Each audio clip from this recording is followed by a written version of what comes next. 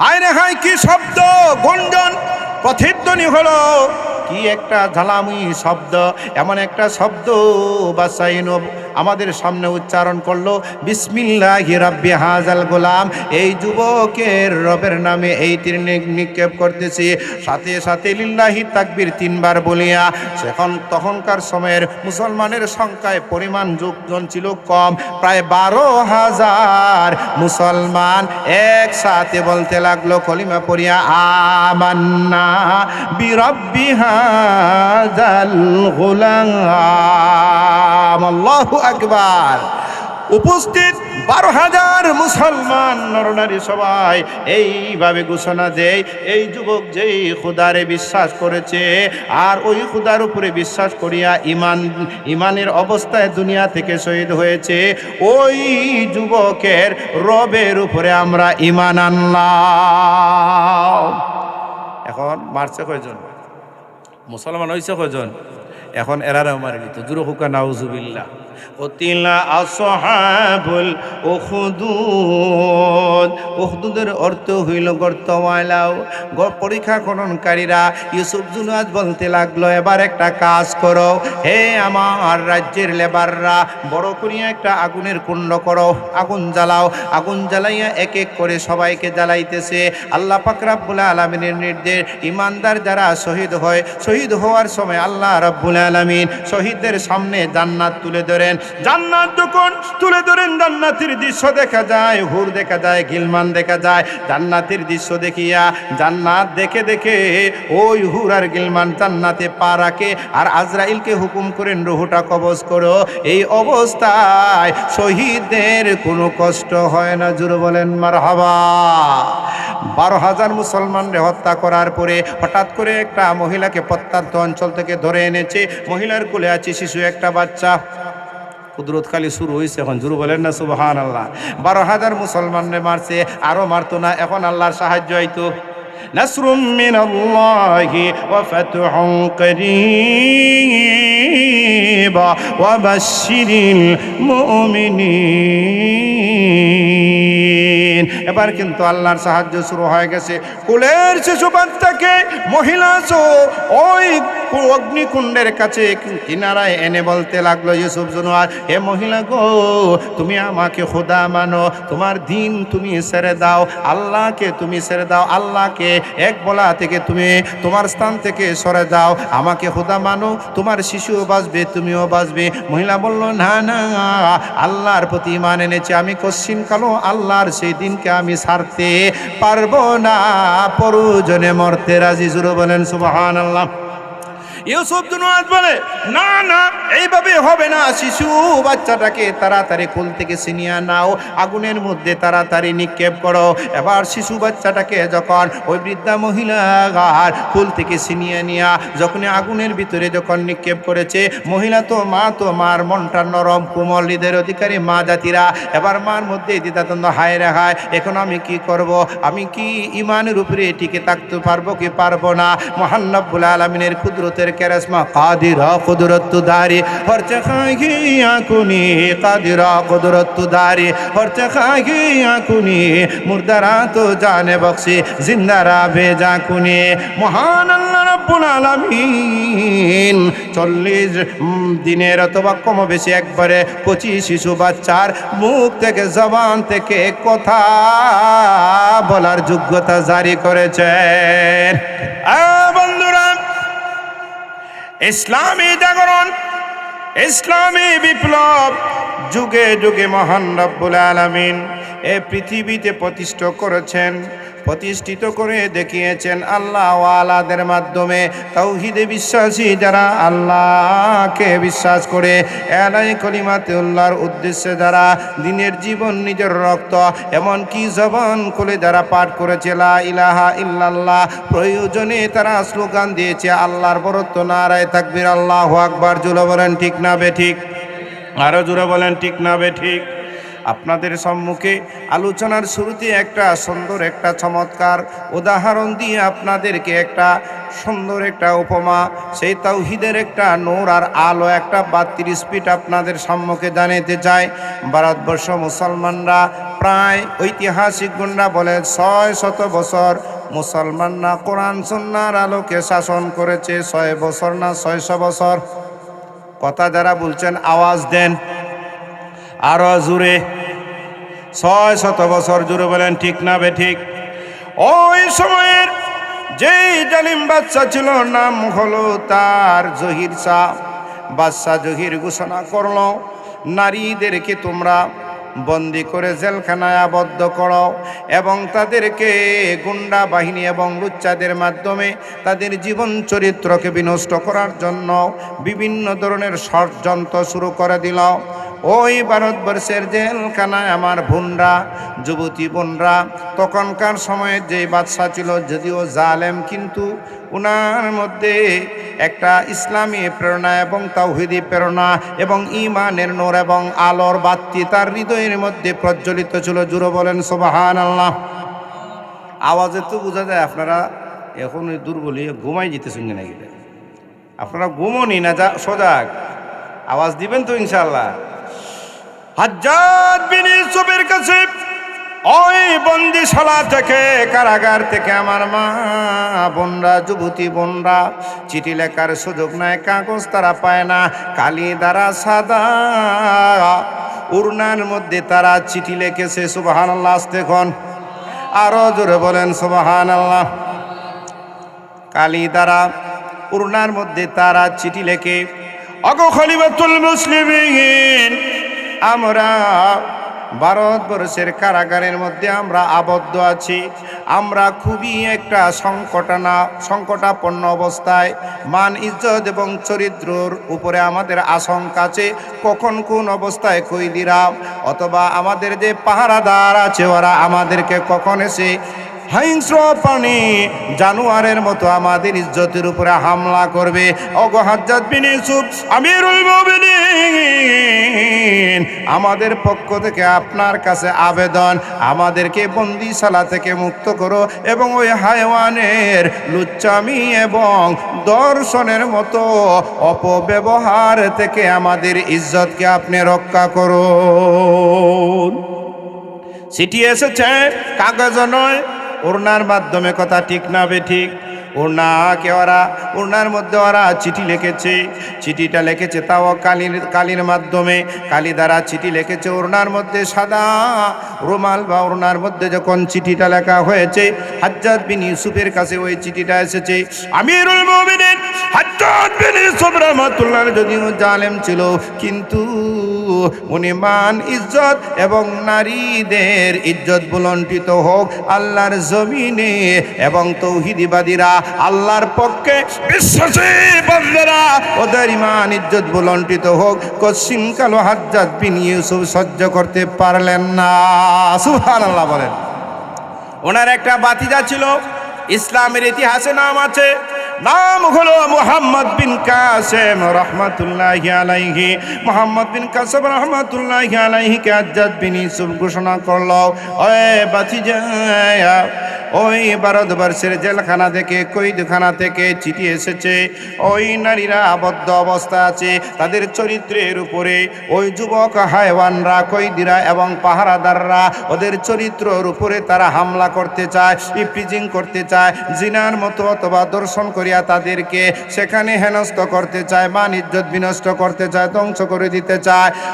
মুহাম্মদ বিন কাসেম, আমি বলতে চাই ভাতিজা, তুমি যদি পুরুষ হয়ে থাকো, তুমি যদি বীরের জাতীয় হয়ে থাকো, ও আমার ভাতিজা এই মুহূর্তে নাঙ্গা তরবার নিয়া এলাই কালিমাতুল্লাহর উদ্দেশ্যে ইলাহা ইল্লাল্লাহ আল্লাহু আকবারের ধ্বনি উচ্চারিত করে ওই কয়েদখানায় যাইয়া বন্দী মহিলাদের ইজ্জত, আবরু এবং চরিত্রকে রক্ষা করার জন্য তুমি পাহারাদার হইয়া যাও। সুবহানাল্লাহ বলেন।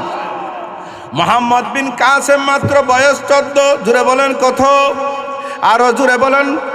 14 বছরের যুবক, তরুণ উদীয়মান, তার জীবনটা শুধু টকবকে যুবক, তার জীবনের যাত্রা শুধু যৌবনের শুরু, জোয়ারটা শুরু হয়েছে।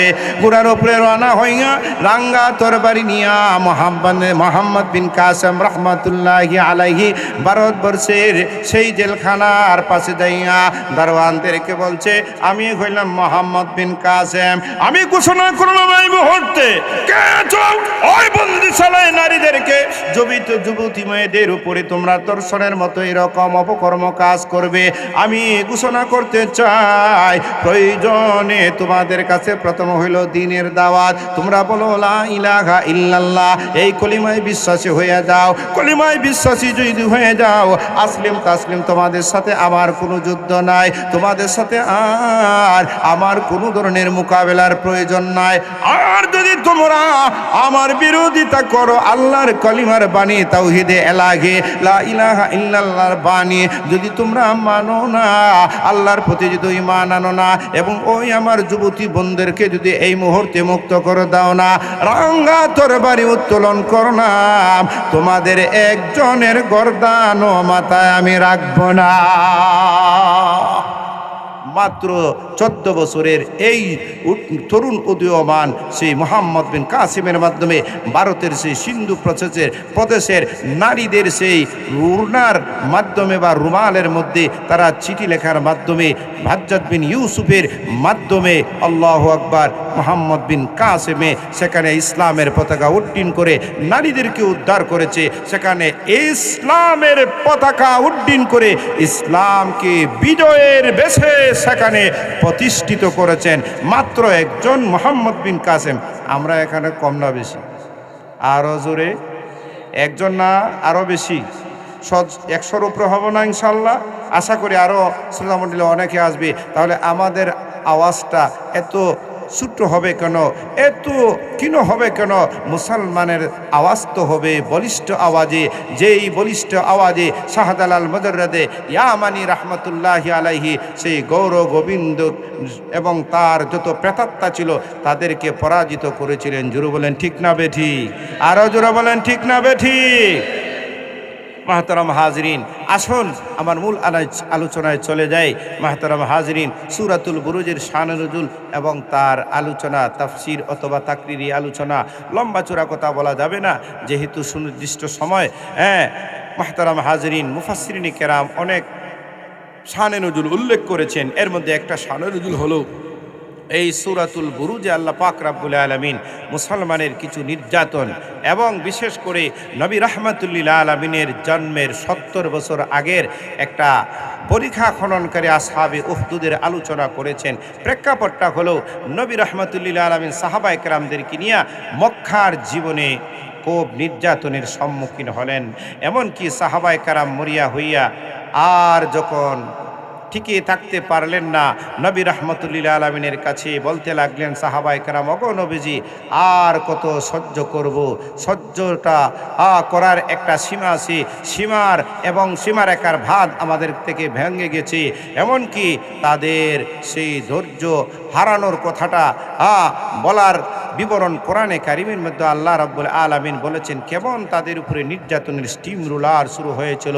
কোরআনের এক আয়াতে আল্লাহ বলেন, আম হাসিবতুম আন তাদখুলুল জান্নাহ ওয়ালাম্মা ইয়াতিকুম মাসালুল লাযীনা খালাউ মিন ক্বাবলিকুম মাসাতুহুমুল বাসাউ ওয়াদ-দাররাউ ওয়া যুলজিলু হাত্তা ইয়াকুলার রাসূলু ওয়াল্লাযীনা মা'আহু متى نصر الله।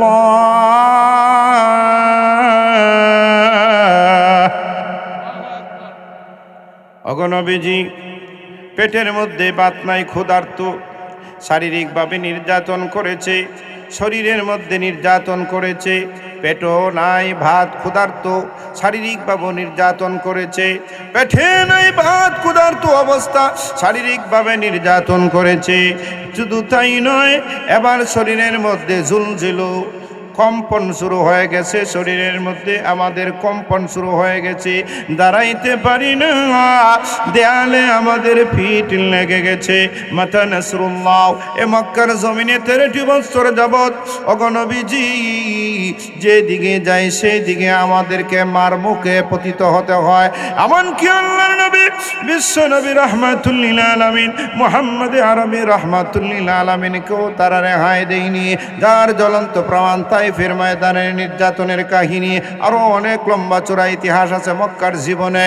আল্লাহ পাক রব্বুল আলামিন আল্লাহর হাবিবকে সম্বোধন করে বলেছেন, হাবিব আমার সাহাবায়ে, আপনার সাহাবায়ে কেরামদেরকে আপনি জানিয়ে দিন, না না আর বেশি দিন ধরে নয়, মক্কার জমিনে নির্যাতনের স্টিম রুলার কাফিররা চালাবে, তবে আপনাদেরকে সহ্য করতে হবে।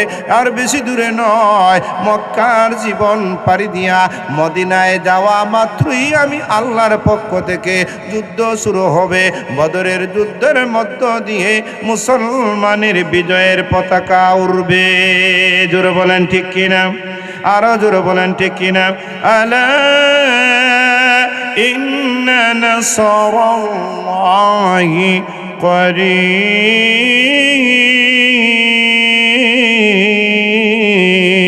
জোরে বলেন আল্লাহু আকবার। অগণবীজি বিজয় সুনিশ্চিত, অতি নিকটবর্তী, চিন্তার কোনো কারণ নাই। এরপরও আল্লাহর নবী বিশ্ব নবী রাহমাতুল্লিল আলামিন সাহাবায়ে কেরামদেরকে সান্ত্বনা দিতে পারেন নাই। মহান রব্বুল আলামিন সূরাতুল বুরুজের মধ্যে আসবাবে ও হুদুদের মধ্যে যেই সকল মুসলমানদেরকে আগুনের ভিতরে ওদেরকে ধাক্কা মেরে নিক্ষিপ্ত করিয়া মুসলমানদেরকে নবীজির জন্মের 70 বছর আগে আসহাবে উখদুদের যে ঘটনা সংঘটিত হয়েছিল ইয়ামনের সেই নাজরানে, মহান রব্বুল আলামিন আল কোরআনের আম পাড়ায় 30 নম্বর পাড়ায় আল্লাহর হাবিবের মাধ্যমে জিব্রাইলকে বললেন, নাজিল করো, আমার হাবিবের কাছে তেলাওয়াত করিয়া শোনাও। আমার হাবিব, আমার বন্ধু, বিশ্ব নবীর সাহাবীরা ওরা তো কি হয়ে গেছে, ধৈর্য হারা হয়ে গেছে, ওদের দেয়ালে পিঠ লেগে গেছে। ও জিবরিল, যাও আমার হাবিবের কাছে সূরাতুল বুরুজ নাজিল করে অতীতকালের সেই নির্যাতনের, সেই আসহাবে উখদুদের ঘটনাটা, বিবরণটা জানাইয়া আমার বন্ধু এবং সাহাবায়ে কেরামদেরকে সেই নির্যাতনের নমুনাটা কোরআন থেকে, ডাইরেক্ট কোরআন থেকে তুমি শোনাইয়া দাও। জোরে বলেন সুবহানাল্লাহ। আল্লাহ নাজিল করলেন প্রথমে বিষয়টাকে হৃদয়ঙ্গম এবং মজবুত শক্তিশালী করার জন্য আল্লাহ 5টি বিষয়ের শপথ করেছেন। আল্লাহ বলেন, ওয়াসসামাই যাতিল বুরুজ ওয়াল ইয়াউমিল মাউউদ ওয়া শাহিদিন ওয়া মাশহুদ।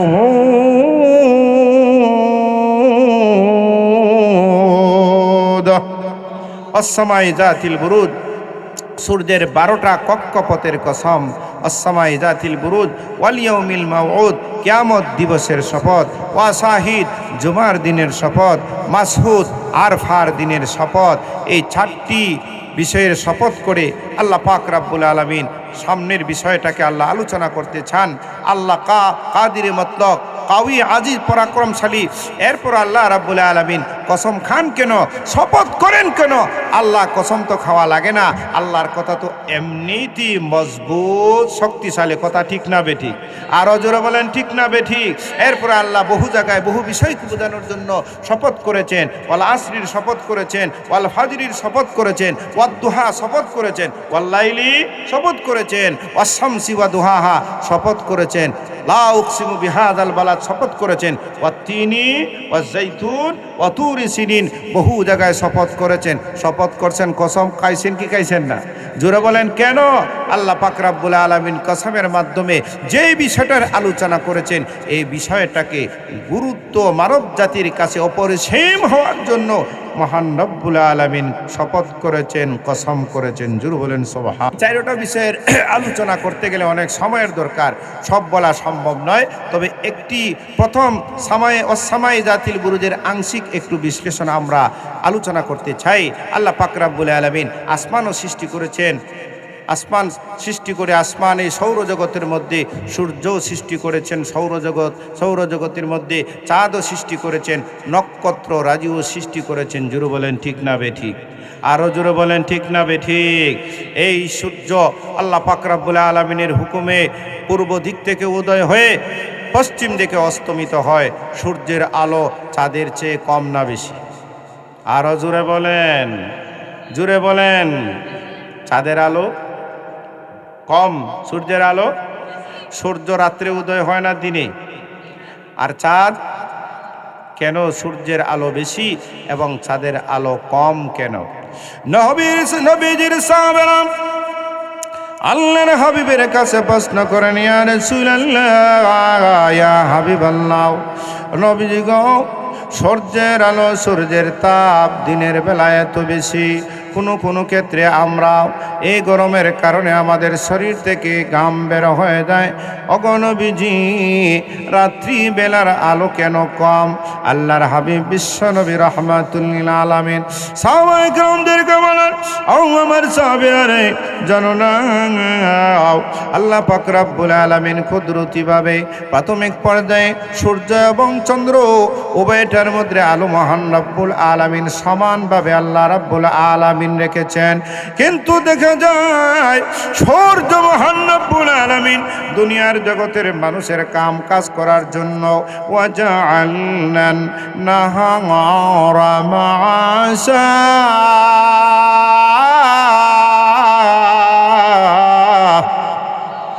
দিনের বেলায় মানুষ কাম কাজে ব্যস্ত থাকে, সূর্যের আলোর দরকার আছে না নাই?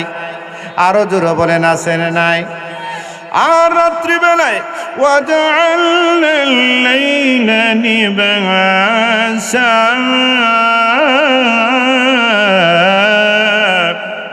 রাত্রকে মহান রব্বুল আলামিন ঘুমের মাধ্যমে মানুষের শরীরের ক্লান্তি দূর করার জন্য ব্যবস্থা করে আল্লাহ রব্বুল আলামিন এমন একটা পর্দার ব্যবস্থা রেখেছেন, যেই পর্দা তাদের চৌকের মধ্যে অন্ধকার যখন তাদের চৌকের মধ্যে এসে যায়, লাইট আওয়ার সূর্যের যে লাইট ওইটার ফোকাসটা কমে যায়। রাত্রিবেলায় চাঁদের আলো এটা কম থাকার কারণে মানুষ ঘুমাইতে পারে।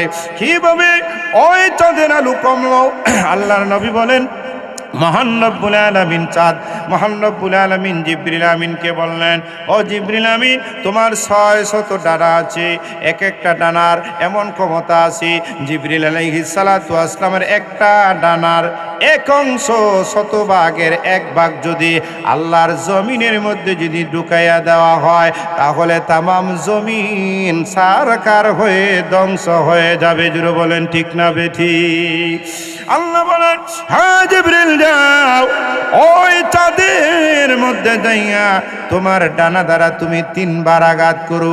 জিবরিল আলাইহিস সালাতু ওয়াস সালাম মহান রব্বুল আলামিনের হুকুমে চাঁদের উপরে ওই জিবরিল আলাইহিস সালামের ডানাটাকে তিনি 3 বার আঘাত করলেন। 3 বার আঘাত করার সাথে সাথে চাঁদ এবং সূর্যর যে আলো সমান সমান ছিল, চাঁদের আলো এবং তার নূরের প্রকাশটা কমে গেছে। সুবহানাল্লাহ বলেন। আল্লাহ রাব্বুল আলামিন এবার হুকুম করলেন, ও জিবরিল, চাঁদের আলো যে কমে গেছে, এই আলোটাকে আমি এমনি ভেথা এবং অযথা আমি রেখে দিব না। আমি আল্লাহ রাব্বুল আলামিন এবার হুকুম করলাম, জিবরিল আমিন, চাঁদের আলোটাকে তুমি এবার সূর্যের আলোর সাথে তুমি অ্যাড করে দাও, যুক্ত করে দাও। জোরে বলুন সুবহানাল্লাহ। আল্লাহ পাক রব্বুল আলামিনের হুকুমে এবার সূর্যের মধ্যে যখন আলোর বাকি অংশটা যখন যোগ হয়ে গেল, এবার সূর্যের আলো আগের পাওয়ার চেয়ে ফোকাস থেকে বাতির পাওয়ারটা আরো বেড়ে গেছে। এই বেড়ে যাওয়ার মাধ্যমে আমাদের জন্য লাভ হইল না ক্ষতি হলো? আরো জোরে বলেন, লাভ হইল না ক্ষতি হলো? তামাম পৃথিবীর মানুষের জন্য সূর্যের আলো ভিটামিন, মানুষের জন্য রৌদ্রটা হইল ক্যালসিয়াম। জুড়ে বলেন ঠিক না বেঠিক? আজকের বিশ্বের ডাক্তার, হাড় বিশেষজ্ঞরা তারা নিজেই বলেছে যাদের হাড়ের প্রবলেম, যে মা জাতিরা পর্দায় থাকে তারা রৌদ্রে থাকতে পারে না, তাদেরকে পরামর্শ দেয়, প্রেসক্রিপশনে বলে আপনারা সর্দানিসীন অবস্থায় থাকিও ঘরের আভ্যন্তরে দোয়ালের ভিতরে থাকিয়া মাঝে মাঝে শরীরের মধ্যে সূর্যের আলো, সূর্যের সেই যে রোদটা আছে ওইটা গায়ে লাগাবেন। এর মাধ্যমে আপনাদের ক্যালসিয়ামের দুর্বলতা, শরীরের ভিটামিন ক্যালসিয়াম পুষ্টি পূরণ হইয়া যাবে। জুড়ে বলেন ঠিক না বেঠিক? বন্ধুরা আমার, শুধু তাই নয়, লক্ষ্য করে দেখুন সূর্যের আলো, সূর্যের এই কিরণার রৌদ্র যেই গাছের মধ্যে পড়ে না, যেই জমির মধ্যে পড়ে না, যেই ক্ষেত কামারে ওই সূর্যের আলো পড়ে না, ওই ক্ষেত কামারে ফসল ভালো হয় আরো জুড়ে। তাহলে সূর্য আমাদের লাভবান হইল, ক্ষতির কারণ হইল না, উপকারের কারণ। আরো জোরে বলেন, ক্ষতির কারণ না উপকারের কারণ। এই জন্য আমার আল্লাহ বলেন ইদাতিল বুরুজ,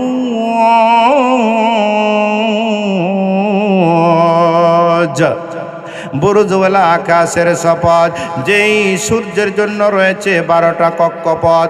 ও আমার গিলাসরা, আমার যুবক ভাইরা এবং বাবারা, দাদারা, মা বোন সহ সবাইকে আমি জিজ্ঞাসা করতে চাই, সূর্য আমরা বুঝদার হওয়ার পর থেকে আমরা লক্ষ্য করে দেখেছি পূর্ব দিক থেকে উদয় হইয়া পশ্চিম আকাশে ডুবে যায় মাগরিবের সময়ে। এবার বলুন, গরমের দিনে অথবা শীতকালে কোনো দিন সূর্য এবং চাঁদ এবং তারকায় সংঘর্ষ লাগিয়া ওই সূর্য কোনোদিন বিদুষ্টিত হইয়া আপনাদের গিলাসরায় কোনোদিন কি অ্যাক্সিডেন্ট হইয়া সংঘর্ষ লাগিয়া পড়ছে? আরো জোরে বলেন, পড়ছে? না না, পড়ে নাই। কিন্তু দেখা যায় রাস্তাঘাটে অ্যাক্সিডেন্টে একটা গাড়ি তার ক্রসিং হইয়া তার নিজের যে ডান অথবা বাম দিকের রাস্তা ক্রসিং করিয়া শত শত নজির আছে অ্যাক্সিডেন্ট হয়। কথা ঠিক না বেঠিক? আরো জোরে বলেন ঠিক না বেঠিক? এই কেরাসমা মহান রব্বুল আলামিন আসমানের মধ্যে, বুরুজওয়ালা আসমানের মধ্যে সূর্যের কক্ষপথকে নির্ধারণ করে দিয়েছেন আমাদের লাভের জন্য, আমাদের জন্য আসমানটা যাতে স্থিতিশীল থাকে, দৃঢ়তার সহিত আমাদের খেদমতের জন্য আসমানটা যেন স্থিতিশীল অবস্থায় বহাল থাকে। ও বন্ধুরা, ও গিলাচরের মুসলমান, আমার যুবক ভাইরা রে, ও দাদা ও দাদিরা, দাদারা, দাদা নানারা, ও আমার মা বোন গো, একদিন আসবে মহান রব্বুল আলামিন ইসরাফিল আলাইহিস সালাতু আসলামকে হুকুম করবেন, ইসরাফিল তোমার সিংহার মধ্যে ফুৎকার মারিয়া দাও। ওই ফুৎকারের মাধ্যমে তখন আর সূর্যের 12টা কক্ষপথ জায়গায় থাকবে না, সূর্য থাকবে না, চন্দ্র থাকবে না, নক্ষত্র রাজি থাকবে না, আসমান পাটল ধরবে। ইজা শামসু কুবিরাত ওয়া ইদান নুজুমু কাদারাত ওয়া ইদাল জিবালু সুজিরাত ওয়া ইদাল ইসারু উত্তিলাত ওয়া ইদাল উহুসু হুসিরাত ওয়া ইদাল বিহারু সুজিরাত ওয়া ইদান নুফুসু যুফিজাত ওয়া ইদাল মাউউদাতু সুইলাত বিআইয়ি যামমিন কুতিলাত। জোরে বলেন ঠিক না বেঠিক? আল্লাহ পাক রব্বুল আলামিনের সবচেয়ে বড় নিয়ামত এবং কুদরতের ওই অপার মেহেরবানি আর দয়া আমাদের উপরে, আল্লাহ আসমানটাকে আল্লাহ রাব্বুল আলামিন সূর্যর কক্ষপথের মধ্যে আল্লাহ সুনির্দিষ্টভাবে নিপুণভাবে রেখেছেন। একদিনও সংঘর্ষ লাগিয়া চাঁদে সূর্যে নক্ষত্রয় বিকর্ষণ ঘটিয়া সংঘর্ষ লাগিয়া কোনো দিন দুর্ঘটনা ঘটে নাই। জোরে বলেন ঠিক কিনা? এটা ঘটালেন যিনি, তিনি হলেন আপনার আমার রব মহান রব্বুল আলামিন। জোরে বলেন ঠিক কিনা? আরো জোরে বলেন ঠিক কিনা? এখান থেকে এটি প্রতিমান হয়। ও দুনিয়ার জগৎবাসী, লক্ষ্য করে দেখো, একটু তাকাও নাও, আসমানটাকে আমি আল্লাহ কি সুন্দরভাবে সেটিং করেছে। ওইখানে ওই জায়গার মধ্যে, আসমানের মধ্যে সৌর জগৎ আছে, চন্দ্র আছে, সূর্য আছে, নক্ষত্র আছে, বুধ আছে, গ্রহ আছে, আরও কত কিছু সৌর জগতের সেখানে আরও কত কিছু আছে। এগুলো আমি মহান রব্বুল আলামিন সৃষ্টি করে পৃথিবীর মানুষকে আমি বুঝাইতে চাই, ও দুনিয়ার মানুষ, ওরাও আমি আল্লাহর হুকুম মানে, আমি আমি আল্লাহর ইবাদত করে। সুতরাং তোমরাও ওই আসমান এবং জমিনের যে মালিক, আসমানওয়ালা জমিনওয়ালা, আমি আসমান বানাইলাম, জমিন বানাইলাম, কুল কায়নাত তামাম পৃথিবীর পারিকুলকে বানাইলাম, ওরা স্ব জায়গায় তাকে আমি আল্লাহর হুকুম মানে, আমি আল্লাহর ইবাদত করে, যার যে অবস্থানে যে যে অবস্থায় আছে যেভাবে তাদেরকে হুকুম করেছি, সারা আমি আল্লাহর হুকুম মানে, আমি আল্লাহকে ইবাদত করে, আমি আল্লাহর তাসবিহ জপে, আমি আল্লাহর বিরোধিতা করে না, নাফরমানি করে না। ওয়াসরাফুল মাখলুকাত, তুমিও ভালো করে তোমার বিবেক বুদ্ধিকে তুমি কাটাইয়া আমি আল্লাহর জমিনের মধ্যে, আসমানের নিচে, জমিনের উপরে কত কিছু তুমি উপভোগ করছ ও দুনিয়ার জগৎবাসী। সুতরাং তুমিও সুজা হইয়া যাও, আমি আসমানওয়ালা জমিনওয়ালা কুল কায়নাতের মালিকের কাছে তুমিও গোলামির মাধ্যমে সাজদা করে আমি আল্লাহর তৌহিদের ঘোষণা দাও। হুজুর বলেন ঠিক না ঠিক? আমরা ইনশাআল্লাহ ওই আল্লাহর গোলামি করতে রাজি। 5 ওয়াক্ত ডেইলি 5 ওয়াক্ত হাজিরা দিতে আল্লাহর করে রাজি ইনশাআল্লাহ। সবাই বলেন ইনশাআল্লাহ। আগামীকাল ফজর থেকে আর আমরা কোনোদিন আর নামাজকে কাজা করব না। জোরে বলেন ঠিক না বেঠিক? মূল আলোচনা যায়। এবার আসেন আল্লাহ রাব্বুল আলামিনের 60টা বিষয়ের শপথ করিয়া আল্লাহ পাক রাব্বুল আলামিন মূল আলোচনা শুরু করছেন।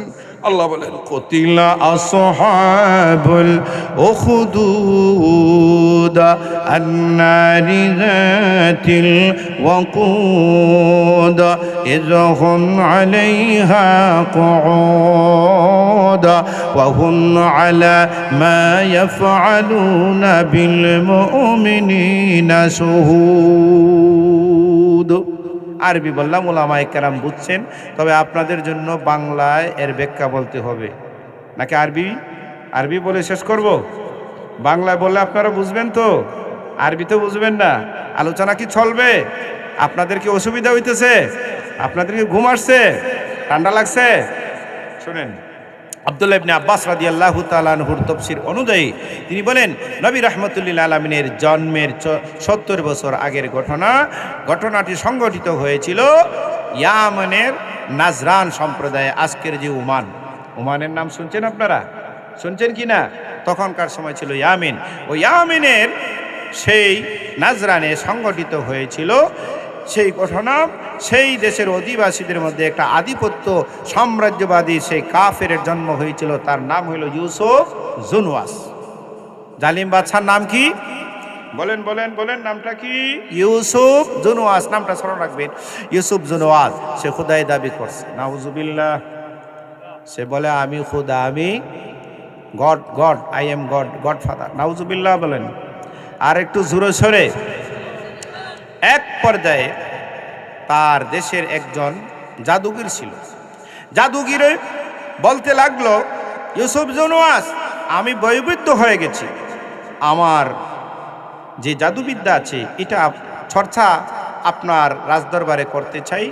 একজন উত্তরাধিকারী দাও, একজন মেধাবী ছেলে দাও, একটা বালক দাও, তাকে আমি শিক্ষা দিব। পরবর্তীতে এই শিক্ষাটা আমার এই দাওয়াতি মিশনে জাদুবিদ্যাটা চলবে। আপনারও রাষ্ট্রের কোনো পর্যায়ে হয়তো এটার উপকার আসতে পারে। ইউসুফ জুনওয়াস ঘোষণা দিল, একটা মেধাবী ছাত্র পাইল। মেধাবী ছেলের নাম তাফসীর কারকরা বলেছেন আব্দুল্লাহ ইবনে তামের। নামটা বলেন। বাদশাহ জালিম, বাদশাহ খুদাই দাবিদার, তার নাম ইউসুফ জুনওয়াস। বলেন ইউসুফ জুনওয়াস। আর যেই ছেলেটা মেধা তালিকায় জাদুবিদ্যা শিখাইবে তার নাম আব্দুল্লাহ ইবনে তামের। নামেই বোঝা যায় সে মুসলমান না কাফের। আরো জোরে বলেন, মুসলমান। আমাদের নামের তো যে তিলিসমাতি আর বিভ্রাট। নাম রাখে সেন্টু, নাম রাখে বল্টু, নাম রাখে ফুটবল, নাম রাখে উৎসরিয়া, নাম আবুল তাবুল যা রাখে হেসে দেখা যায় শেষ পর্যন্ত সেন্টু, জল্টু, বল্টু, শেষে হয় সল্টু। আরো জোরে বলেন ঠিকই না? যেমন নাম তেমন। বন্ধুরা আমার, আসুন আব্দুল্লাহ ইবনে তামের রাহমাতুল্লাহি আলাইহিকে এবার ওয়াপার দিয়েছে গুলচাঁদ। হ্যাঁ যুবক,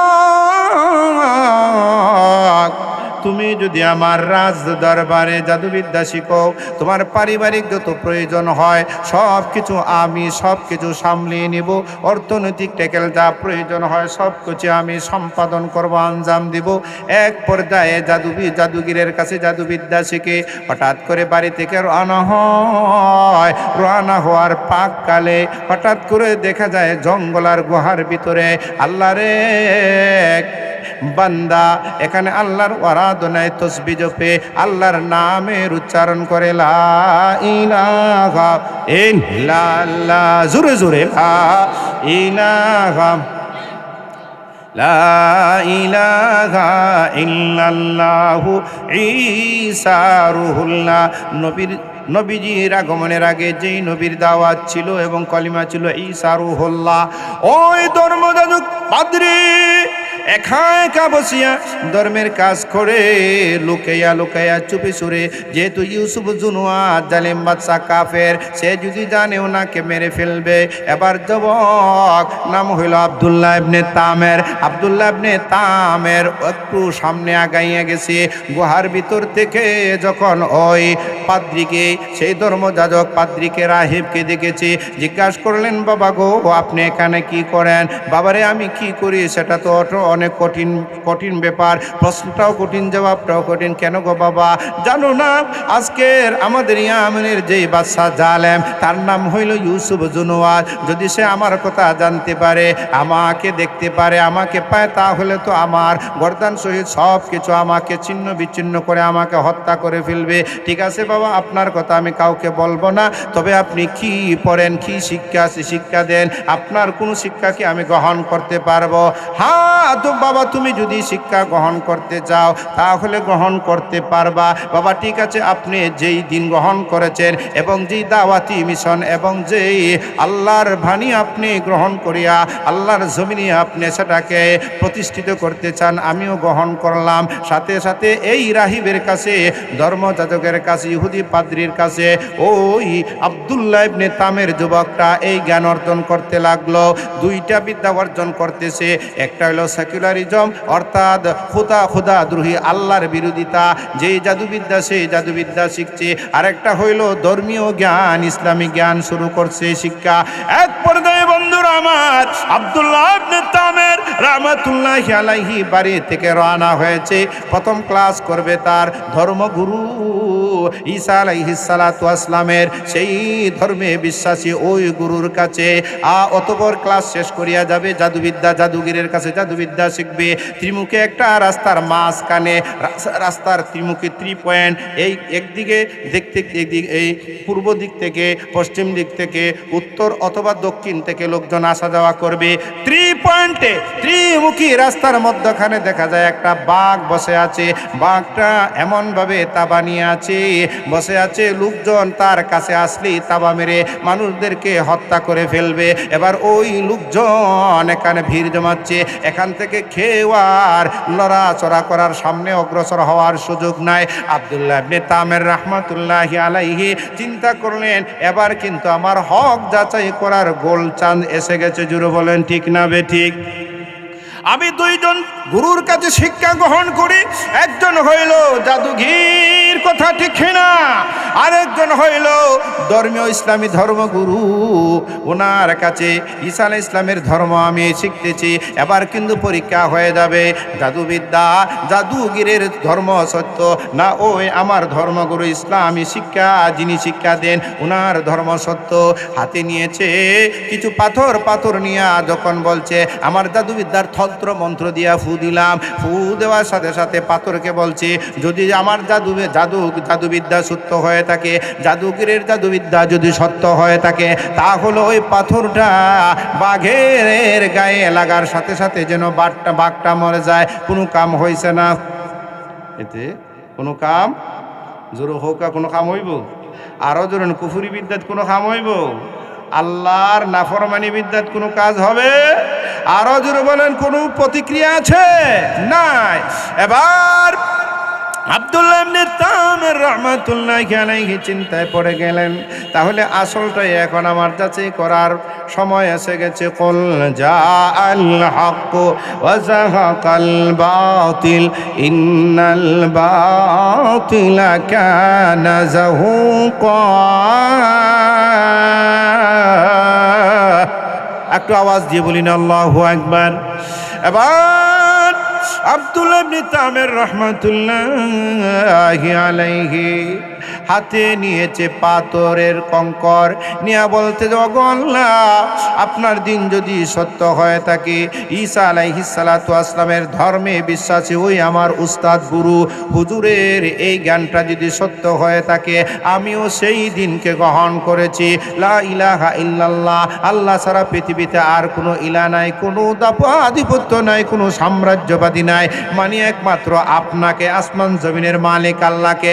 আল্লাহ ও প্রভু, আমার এই পাথরটা হাত থেকে যখন বাঘের উপরে আমি নিক্ষেপ করব, বাঘের গায়ে লাগার সাথে সাথে যেন বাঘটা মরিয়া যায়। যেই কাম সেই ফলাফল, সাথে সাথে বাঘের উপরে নিক্ষেপ করেছে পাথরটি, সাথে সাথে বাঘটা মারা গেছে। সুবহানাল্লাহ। আস্তে কোন আরো জোরে বলেন সুবহানাল্লাহ।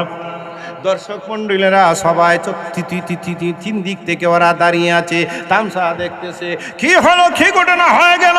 কেউ ওই বাঘটাকে সরাইতে পারলো না। আর এই যুবকের মধ্যে হাতের মধ্যে কি কেরাসমা, কি এমন ক্ষমতা! এই জন্য ইসলামের রেনেসার কবি আল্লামা জালালউদ্দিন রুমি রহমতুল্লাহি আলাইহি বলেছেন, অসুবিধা নেই, চলবে তো, চলবে। লা শিবহা ওয়ালা মিসলা ওয়ালা কুফুয়ালি মাওলা, লা শিবহা ওয়ালা মিসলা ওয়ালা কুফুয়ালি মাওলা, লা উইলদা ওয়ালা ওয়ালিদা লা আম্মা ওয়া খালাউ, লা জিদ্দা ওয়ালা নিদ্দা ওয়ালা হাদ্দালি মাওলা, লা জিদ্দা ওয়ালা নিদ্দা ওয়ালা হাদ্দালি মাওলা, আলা আনা কামা কানা ওয়ালা ইউনকাযা ওয়ালা, লা মিসলা লিমান সাওয়ারা মিসলা ওয়া নাযীরা, মান ক্বালা সিওয়া যালিকা কাদ ক্বালা মুহালা, লা ক্বাবলা ওয়ালা বাদা ওয়ালা ওয়াক্তা জামানা, লা ক্বাবলা ওয়ালা বাদা ওয়ালা ওয়াক্তা জামানা, লা মানিআ লা হাজিবা লিল্লাহি তাআলা। লিল্লাহি তাকবীর, নারায়ে তাকবীর। দিন ইসলাম, আল কোরআনের আলো। আব্দুল্লাহ ইবনে তামির হকের আওয়াজ, তাওহীদের বাণী জানিয়ে জাগ্রত করে দিয়েছে। তাওহীদ কি আমানত सीनों में है हमारे, तौहीद की अमानत सीनों में है हमारे, आशा नहीं मिटाना नाम निशा हमारे, सारे दुनिया हो मुखालिफ कुछ नहीं नुकसान गे, गम नहीं है डर नहीं है जब मेरे रहमान गए, गम नहीं है डर नहीं है जब मेरे रहमान गए। चीनो अरब हमारे, चीनो अरब हमारे, यूरोप हिंदुस्तान हमारे, सारे जहां में हम इस्लाम की झंडा गरेंगे। जुरो बोलें আল্লাহু আকবার, জুড়ে বলেন আল্লাহু আকবার। আব্দুল্লাহ ইবনে তামির একই গোটাইলো, কি করে ফেললো রে। এবার তো সকলের মধ্যে মুখে মুখে জয়গান শুরু হয়ে গেল, বিজয়ের মিছিল শুরু হয়ে গেল। এক পর্যায়ে লোকজনের কাছে প্রকাশিত হয়ে গেল আব্দুল্লাহ ইবনে তামির অন্ধ লোকের গায়ে চোখে হাত বুলায়, চোখ ভালো হয়ে যায়। জুড়ে বলেন মারহাবা। এমনিভাবে কুষ্ঠরোগীর গায়ে হাত বুলায় দেয়, কুষ্ঠরোগ ভালো হয়ে যায়। চর্মরোগের লোকের কাছে আক্রান্ত লোকের গায়ে হাত বুলাইয়া দেয়, ওই চর্মরোগী ভালো হয়ে যায়। সুবহানাল্লাহ। এক পর্যায়ে বন্ধুরা আমার, ওই ইউসুফ জুনুয়াসের বিশেষ একজন অফিসার কর্মকর্তা ছিল, লোকটা ছিল অন্ধ।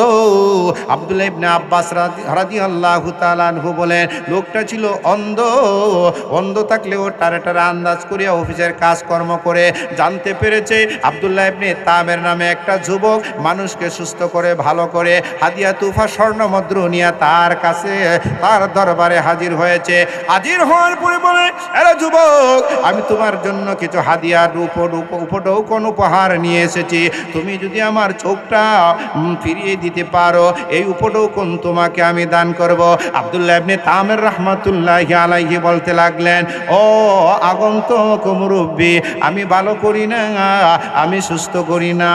ওয়া ইযা মারিদতু ফাহুয়া ইয়াসফিন। আল্লাহু আকবার। আমি অসুস্থ হইলে শেফা এবং সুস্থতার মালিককে। আরো জোরে বলেন কে? আগন্তুক মুরব্বী চাচা গো, আপনি যদি আসমান জমিনের মালিক আল্লাহর উপরে যদি ঈমান আনেন, আল্লাহকে যদি বিশ্বাস করেন, তাহলে ওই আল্লাহ আপনাকে সুস্থ করবেন। আমি দোয়া করব। জোরে বলেন ঠিক না বেঠিক? ঠিক আছে বাবা, আল্লাহর উপরে আমি ঈমান আনলাম। আমানতু বিল্লাহি, আল্লাহর উপরে ঈমান আনলাম। হাত বুলাইছে, সুস্থ হয়ে গেছে। জোরে বলেন আলহামদুলিল্লাহ। এবার পরের দিন অফিসের মধ্যে যখন কাজ করতে লাগলো, লেখালেখি করে ইউসুফ জুনুয়াস এবার হাজির হইয়া দেখে এই অন্ধ লোকটা অসুস্থ হয়ে গেছে। জিজ্ঞাসা করে ইউসুফ জুনুয়াস, জালেম বাচ্চা, হে কর্মচারী অফিসার, তুমি তো অন্ধ ছিলে, তুমি কি করে ভালো হইলে? কোন চিকিৎসায় তোমার এই চক্ষু তুমি ফিরত পেলে? ওগো ইউসুফ জুনুয়াস, এই চক্ষু ভালো করে দিয়েছেন আসমান ও জমিনের মালিক আমার রব আল্লাহ। জোরে বলেন না আল্লাহু আকবার। जमी टूटे जमा टूटे जहाँ सारी पलट जाए, जमी टूटे जमा टूटे जहाँ सारी पलट जाए, नामुमकिन है कदम अपना मोहब्बत ईमान से फिसल जाए। अल्लाहु আকবার। এবার শুরু হয়ে গেছে নির্যাতন পরীক্ষা। এবার বলতেছে, কি বললা? আমি ছাড়া কি এই এমন দেশে আবার কি আবার আল্লাহ টাল্লাহ বলনেওয়ালা কেউ নাকি আছে? জুড়ে বলেন নাউজুবিল্লাহ। আমি তো খুদাই দাবিদার, আমি তো আল্লাহ, আমি ছাড়া আবার আল্লাহকে? হ্যাঁ ইউসুফ জুনুয়াস, আপনি আল্লাহ না, আসমান ও জমিনের মালিক আমাদের রব আল্লাহ একজন আছেন, ওই আল্লাহ আমাকে সুস্থ করেছেন। ব্যাপার বুঝতে পারলাম না, তোমাকে কে এই কলিমা, তোমাকে এই মন্ত্র কে শিখাইছে?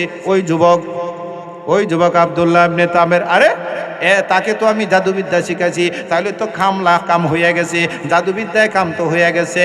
যুবককে খুঁজে এনেছে, যুবক, তোমার জাদু শিক্ষার কারণে জাদুবিদ্যায় তো লাভ হয়েছে। না না, আপনার জাদুগিরের জাদুবিদ্যায় কোনো কাজ হয়েছে না। হয়েছে আমি আল্লাহর উপরে ঈমান এনেছি, ঈসা আলাইহিস সালামের ধর্মের উপরে আমি ঈমান আনার কারণে আমার একজন ধর্ম গুরুর কাছে শিক্ষা গ্রহণ করিয়া সঠিক দিনকে আমি গ্রহণ করেছি, মানছি। ওই আল্লাহ মহান রব্বুল আলামিন নামার মাধ্যমে কিছু কুদরতের কারিশমা ঘটাইতে চান। জোরে বলেন না সুবহানাল্লাহ। ইউসুফ জুনুয়াস বলে, তোমার গুরু কোথায়? তাকে পিটাইতে শুরু করলো। ঠিক আছে, গুরুর সন্ধান দিব। গুরু শুরুতে আবার বলে দিয়েছিল, এই ঘটনা যখন প্রকাশ হয়েছে, বাবারে তুমি আজ থেকে আমার থেকে তুমি অনেক ঊর্ধ্বে, তোমার সম্মান এবং মর্যাদা চলে গেছে। বিপদের সম্মুখীন হলে আমার কথা বলবে না। কিন্তু উনি আর উস্তাদের কথা না বলে পারছে না। উস্তাদকে যাইয়া বলে, হুজুর এই ঘটনা হুজুর আপনাকে নেওয়ার জন্য রাজা ইউসুফ জুনুয়াস বলছে। এবার বলতেছে, বাবারে আগে বলছিলাম আমার কথা প্রকাশ না করতে, ঠিক আছে যেহেতু প্রকাশ করেই ফেলছো, যাইতে আমি বাধ্য। এবার ইউসুফ জুনুয়াসের কাছে ওই ধর্মগুরু আসলো, উস্তাদ আসলেন, হুজুর আসলেন। হুজুরকে বলতেছে, তুমি এই বালককে আব্দুল্লাহ ইবনে তামরকে এই ধর্মীয় শিক্ষায় তুমি প্রশিক্ষিত করার কারণে আজকে আমার সব কিছু নিয়ে, রাজত্ব নিয়ে, খুদাই দাবি নিয়ে, আমার জনগণ নিয়ে আমি শঙ্কিত অবস্থা অবস্থায় আছি, তোমার আল্লাহকে ছাড়ো, তৌহিদে বিশ্বাসী এই দ্বীনের সেই দাওয়াত তুমি বন্ধ করে দাও। আল্লাহকে এক বলা থেকে ঈমানকে ছেড়ে দাও। আমাকে খোদা মানো, তোমাকে রেহাই দেব, নাজাত দিব, যা চাও তা পাবে। এবার ইহুদি পাদ্রী হুজুর বলতেছেন, না না, যেন না আমাদের হৃদয়ের ভিতরে কাকে আমরা স্থান দিয়েছি? ঈমানকে স্থান দিয়েছি। পৃথিবীর সকল উপশক্তি ঐক্যবদ্ধ হইয়া আমাদের বিরোধিতা যদিও করে, জেনে রাখো ওই গায়ে রক্ত থাকতে, ওই গায়ে মহান রব্বুল আলামিনের হুকুম রূহ থাকা সত্ত্বে আল্লাহর দিনকে আমরা একটি মুহূর্তের জন্য আমরা ছাড়তে রাজি না। আমাদের মাথা কেটে আমরা হককে বিজয় করতে রাজি। সুবহানাল্লাহ।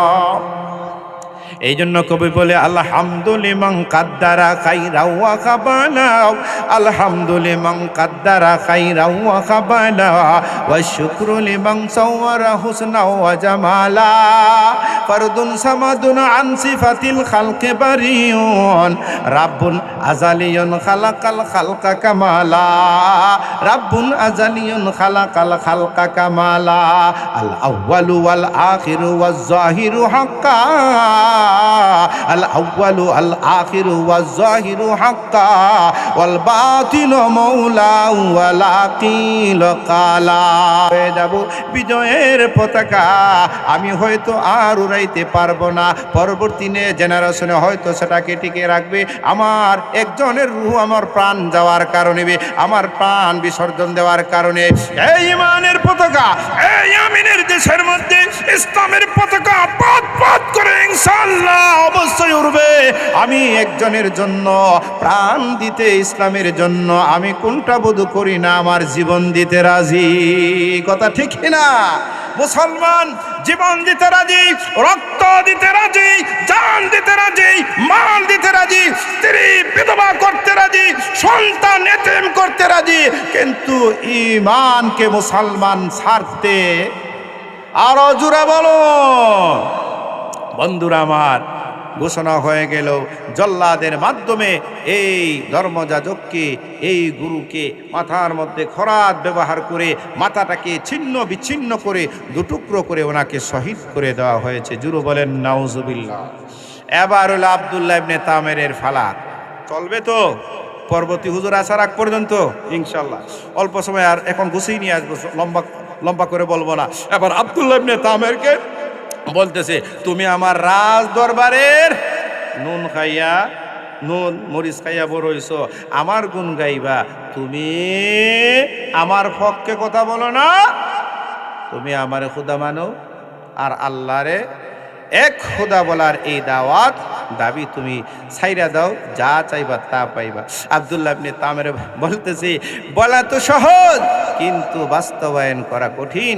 ঈমান এমন এক বসিত, এমন একটি গুপ্তধন মুসলমানের হৃদয়ে, মুসলমানের কলবে এটার জায়গা যখন, বাসা যখন বেঁধে, ওইটাকে আর কোশ্চেন কালো মুসলমানের কলব হৃদয় থেকে সেটাকে আর সরানো। আরো জোরে বলেন, জ্বর ঝাপটা নির্যাতনের স্টিম রোলার যতই তাদেরকে বাধ্য করা হয় না কেন, দেশের জন্য, জাতির জন্য, ধর্মের জন্য, স্বাধীনতার জন্য, ইসলামের জন্য তারা প্রাণ দেয়। যার জ্বলন্ত প্রমাণ কয়েকদিন আগে বাংলার জমিনে শহীদ শরীফ উসমান হাদি দেখিয়েছে। জোরে বলেন, আরো জোরে বলুন, সেই এক শহীদ উসমান বিন হাদি বাংলার জমিন থেকে প্রাণ দিয়েছে। লক্ষ লক্ষ কোটি কোটি শহীদ মুসলমানের ঘরে বাংলার জমিন তৈরি হবে ইনশাআল্লাহ। জোরে বলেন ঠিক না বেঠিক? এখন তোমারে মারতাম, কমাইরা ফেলাও, অসুবিধা নাই, তবু ঈমান ছাড়তাম না। সুবহানাল্লাহ হইতা না। সেনাবাহিনীরে বলছে, তোমরা পাহাড়ও উঠাইয়া নিচে ধাক্কা মেরে ফেলে মারা, পাহাড়ের উপরে নিচে নেওয়ার পরে আল্লাহর হুকুম হয়েছে, পাহাড়ও ভূমিকম্প শুরু হয়েছে, সেনাবাহিনী সবটি নিচে পড়িয়া দোষিয়া মরছে। আব্দুল্লাহ ইবনে তামের জীবিত অবস্থায় ইউসুফ জুনু আসরে আইয়া দিনের দাওয়াত দেখো, কল বলো লা ইলাহা, জোরে জোরে লা ইলাহা। কাম হয়েছে নিয়ে কি তৈছে আমার সেনাবাহিনী কয়, এরা তো মরে গেছে গিয়া। কেমনে বললো? আল্লাহ রব্বুল আলামিন এই পাহাড়ের মধ্যে ভূমিকম্পর হুকুম করছেন, এরা সকল হইরা মরছে। আমার আল্লাহ আমারে বাঁচাইয়া তোমার কাছে দাওয়াত দেওয়ার জন্য পাঠাইছেন। মারে আল্লাহ রাখে, আর রাখে আল্লাহ। এখন তো এইভাবে মারতে পারতাম না, তাহলে তোমার একটা কাজ করি, তোমার সাগরও ভালাইয়া মারবো। সাগরের নৌবাহিনী যারা এদেরকে বলছে একটা কাজ করো, সাগরের মধ্যখানে নিয়ে নৌকার তাকিয়া তারে হাত পা বাইন্দা ফালাইয়া তারা মাইরে ফালাইবাই। তবু খাটা দূর হইব, কি বলেন? খাটা দূর হইব তো না? সামনে খালি বিজয়ের পতাকা খালি উড্ডিন উড়ার সময় আইতাছে। জোরে বলেন ইনশাআল্লাহ। বাংলার জমিনও ইনশাআল্লাহ রক্ত দিয়েছে এক শহীদ, এবং সেই জুলাই যুদ্ধায় 1400 কম বেশি ছাত্র ভাইরা ভাই বাংলার জমিনে রক্ত, তাজা রক্ত ঢেলে দিয়েছে। বাংলার দামাল কামাল জামাল ছেলেরা, যুবক ভাইরা এই বাংলার জমিনে ইসলামের পতাকা পথ করে ইনশাআল্লাহ উড়বে। জোরে বলেন ঠিক না বেঠিক? আরো জোরে বলেন ঠিক না বেঠিক? जगना है तो जाग ले अफला के साया तुले, जगना है तो जाग ले अफला के साया तुले, असर तक सोया करूँगे खाक के साया तुले। বন্ধুরা আমার, এবার নৌবাহিনীর মাধ্যমে ওই আব্দুল্লাহ ইবনে তামেরকে সাগরের মধ্যখানে তাকে হাত পা বেঁধে সাগরের মধ্যখানে তাকে মেরে ফেলার জন্য যখন নিয়ে গেল, আল্লাহ রাব্বুল আলামিন বললেন, সাগর রে তুমি কার হুকুমে চলো? আল্লাহ আপনার হুকুমে তো চলমান। জোরে বলেন ঠিক না বেঠিক? বানা মারাজাল বাহরাইনি ইয়ালতাকিয়ান বাইনাহুমা বারযাখুল লা ইয়াবগিয়ান ফাবিআই আলাই রাব্বিকুমা তুকাযযিবান। আল্লাহু আকবার বলেন।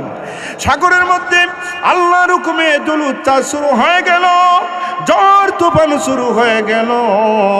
নৌকা ডুবিয়া নৌবাহিনীর সদস্যরা মারা গেল, বেঁচে গেল আব্দুল্লাহ ইবনে তামের। জোরে বলেন আল্লাহু আকবার। বুঝাইয়া নিছি, আর বেশি লম্বা করব না।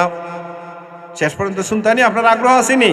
চলবে তো ইনশাআল্লাহ। মেহমান আসার আগ পর্যন্ত তবে লম্বা করে একবারে গুছিয়ে নিচ্ছে। এখন এবার বাচ্চার কাছে যাইয়া জীবিত অবস্থায় ইউসুফ তুমি পড়ো লা ইলাহা। ইউসুফ ব্যাপারটা কি দেয়?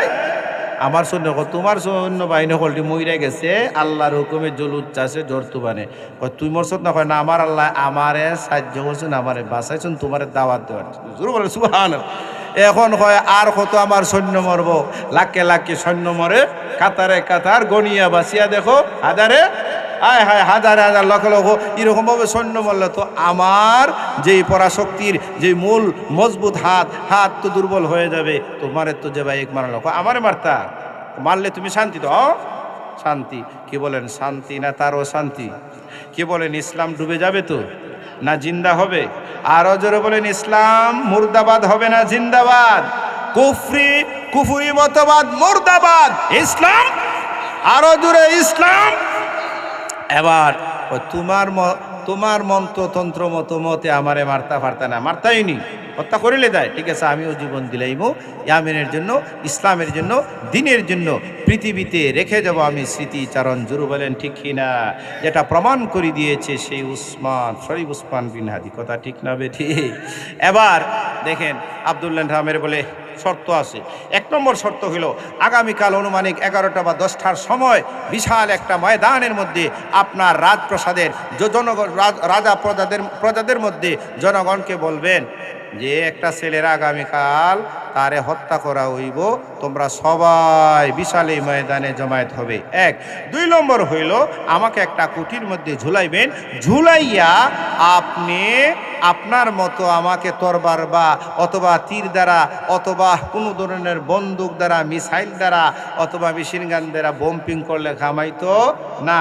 আমার হাতে কয়েকটা তীর আছে, আপনার হাতে একটা তীর দিব, ওই তীরটাকে লক্ষ্যবস্তু করে আমার দিকে আপনি যখন নিক্ষেপ করবেন তখন একটা শব্দ বলবেন। কি বলবেন? আরো জোরে শব্দটা শুনাইতাম নি। শব্দটা হইল তাফসীর কিতাবে আছে, বিসমিল্লাহি রাব্বি হাদাল গুলাম, এই বালকের রবের নামে আমি এই তীর নিক্ষেপ করলাম। যেই কাম সব কিছু গুছানো হয়ে গেল, এবার আব্দুল্লাহ ইবনে তামেরকে বিশাল জনসমুদ্রের কাছে লোকজনকে আগে ঘোষণা দিয়েছে, ইউসুফ জুনু আছে, হে আমার জনগণ জানুনি, এই ছেলেটাকে কেন আমি হত্যা করতেছি? এই ছেলেটা আমাকে খোদা মানে না, আমার দিন মানে না, সে ঈসা ধর্মে বিশ্বাসী, এক আল্লাহকে মানে, আসমান জমিনের মালিক আল্লাহকে মানে, এই জন্য কিন্তু তাকে এখন আমি হত্যা করতেছি। আল্লাহ রাব্বুল আলামিনের হুকুম হয়ে গেল, ওই শব্দ যখন বলেছে বিসমিল্লাহি রাব্বি হাযাল গোলাম, এই যুবকের রবের নামে আমি তীর নিক্ষেপ করলাম, সাথে সাথে তীরটা তাও এই বাচ্চা ইউসুফ জুনুয়াসের হাত থেকে ছেড়েছে। নিক্ষেপ করার সাথে সাথে যুবকের মাথায় দেয়া বিদ্ধ হয়েছে। মাথার মধ্যে আব্দুল্লাহ ইবনে তামেরের সেই তীরটা বিদ্ধ হয়েছে, মাথার মধ্যে গুলিও বিদ্ধ হয়েছে। সেই হাজির কথা ঠিক না বেঠি? অতীত যুগে এইভাবেই এরকম বারাটিয়া খুনিরা এরকমভাবেই মুসলমানদেরকে হত্যা করতো। জোরে বলেন ঠিক না বেঠিক? আরও জোরে বলেন ঠিক না বেঠিক? বন্ধুরা আমার, সময় কম। এবার আব্দুল্লাহ ইবনে তামের যখন শহীদ হয়ে গেল, শব্দ কিন্তু একটা সকলের কাছে জানাজানি হয়ে গেল। আয় রে হায়, কি শব্দ, গুঞ্জন প্রতিধ্বনি হলো, কি একটা ঝালামি শব্দ, এমন একটা শব্দ বাসাইন আমাদের সামনে উচ্চারণ করলো, বিসমিল্লাহি রাব্বি হাযাল গোলাম, এই যুবকের রবের নামে এই তীর নিক্ষেপ করতেছি। সাথে সাথে লিল্লাহি তাকবীর তিনবার বলিয়া, তখনকার সময়ের মুসলমানের সংখ্যায় পরিমাণ যোগজন ছিল কম, প্রায় 12,000 মুসলমান একসাথে বলতে লাগলো কলিমা পড়িয়া, আমান্না বিরাব্বি হাযাল গোলাম, আল্লাহু আকবার। উপস্থিত 12,000 মুসলমান নরনারী সবাই এইভাবে ঘোষণা দেয়, এই যুবক যেই খুদারে বিশ্বাস করেছে আর ওই খুদার উপরে বিশ্বাস করিয়া ইমানের অবস্থায় দুনিয়া থেকে শহীদ হয়েছে, ওই যুবকের রবের উপরে আমরা ইমান আনলাম। এখন মারছে কয়জন? মুসলমান হয়েছে কয়জন? এখন এরারাও মারি নিত। জুরু হুকা নাউজুবিল্লাহ। কতিলা আসহাবুল উখদুদ, উখদুদের অর্থ হইল গর্তওয়ালাও। পরীক্ষা খননকারীরা ইউসুফ জুনুয়াস বলতে লাগলো, এবার একটা কাজ করো, হে আমার রাজ্যের লেবাররা, বড় করিয়া একটা আগুনের কুণ্ড করো, আগুন জ্বালাও। আগুন জ্বালাইয়া এক এক করে সবাইকে জ্বালাইতেছে। আল্লাহ পাক রব্বুল আলামিনের নির্দেশ, ইমানদার যারা শহীদ হয়, শহীদ হওয়ার সময় আল্লাহ রব্বুল আলামিন শহীদদের সামনে জান্নাত তুলে ধরেন। জান্নাত যখন তুলে ধরেন, জান্নাতের দৃশ্য দেখা যায়, হুর দেখা যায়, গিলমান দেখা যায়। জান্নাতের দৃশ্য দেখিয়া, জান্নাত দেখে দেখে ওই হুর আর গিলমান জান্নাতে পা রাখে আর আজরাইলকে হুকুম করেন, রুহুটা কবজ করো। এই অবস্থায় শহীদদের কোনো কষ্ট হয় না। জোরে বলেন মারহাবা। 12,000 মুসলমানরে হত্যা করার পরে হঠাৎ করে একটা মহিলাকে প্রত্যন্ত অঞ্চল থেকে ধরে এনেছে। মহিলার কোলে আছে শিশু একটা বাচ্চা। কুদরত খালি শুরু হয়েছে এখন। জোরে বলেন না সুবহানাল্লাহ। 12,000 মুসলমানরে মারছে, আরো মারতো না। এখন আল্লাহর সাহায্য হইতো। নাসরুম মিনাল্লাহি ওয়া ফাতহুন করিব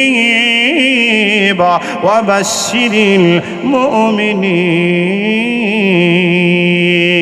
এবার কিন্তু আল্লাহর সাহায্য শুরু হয়ে গেছে।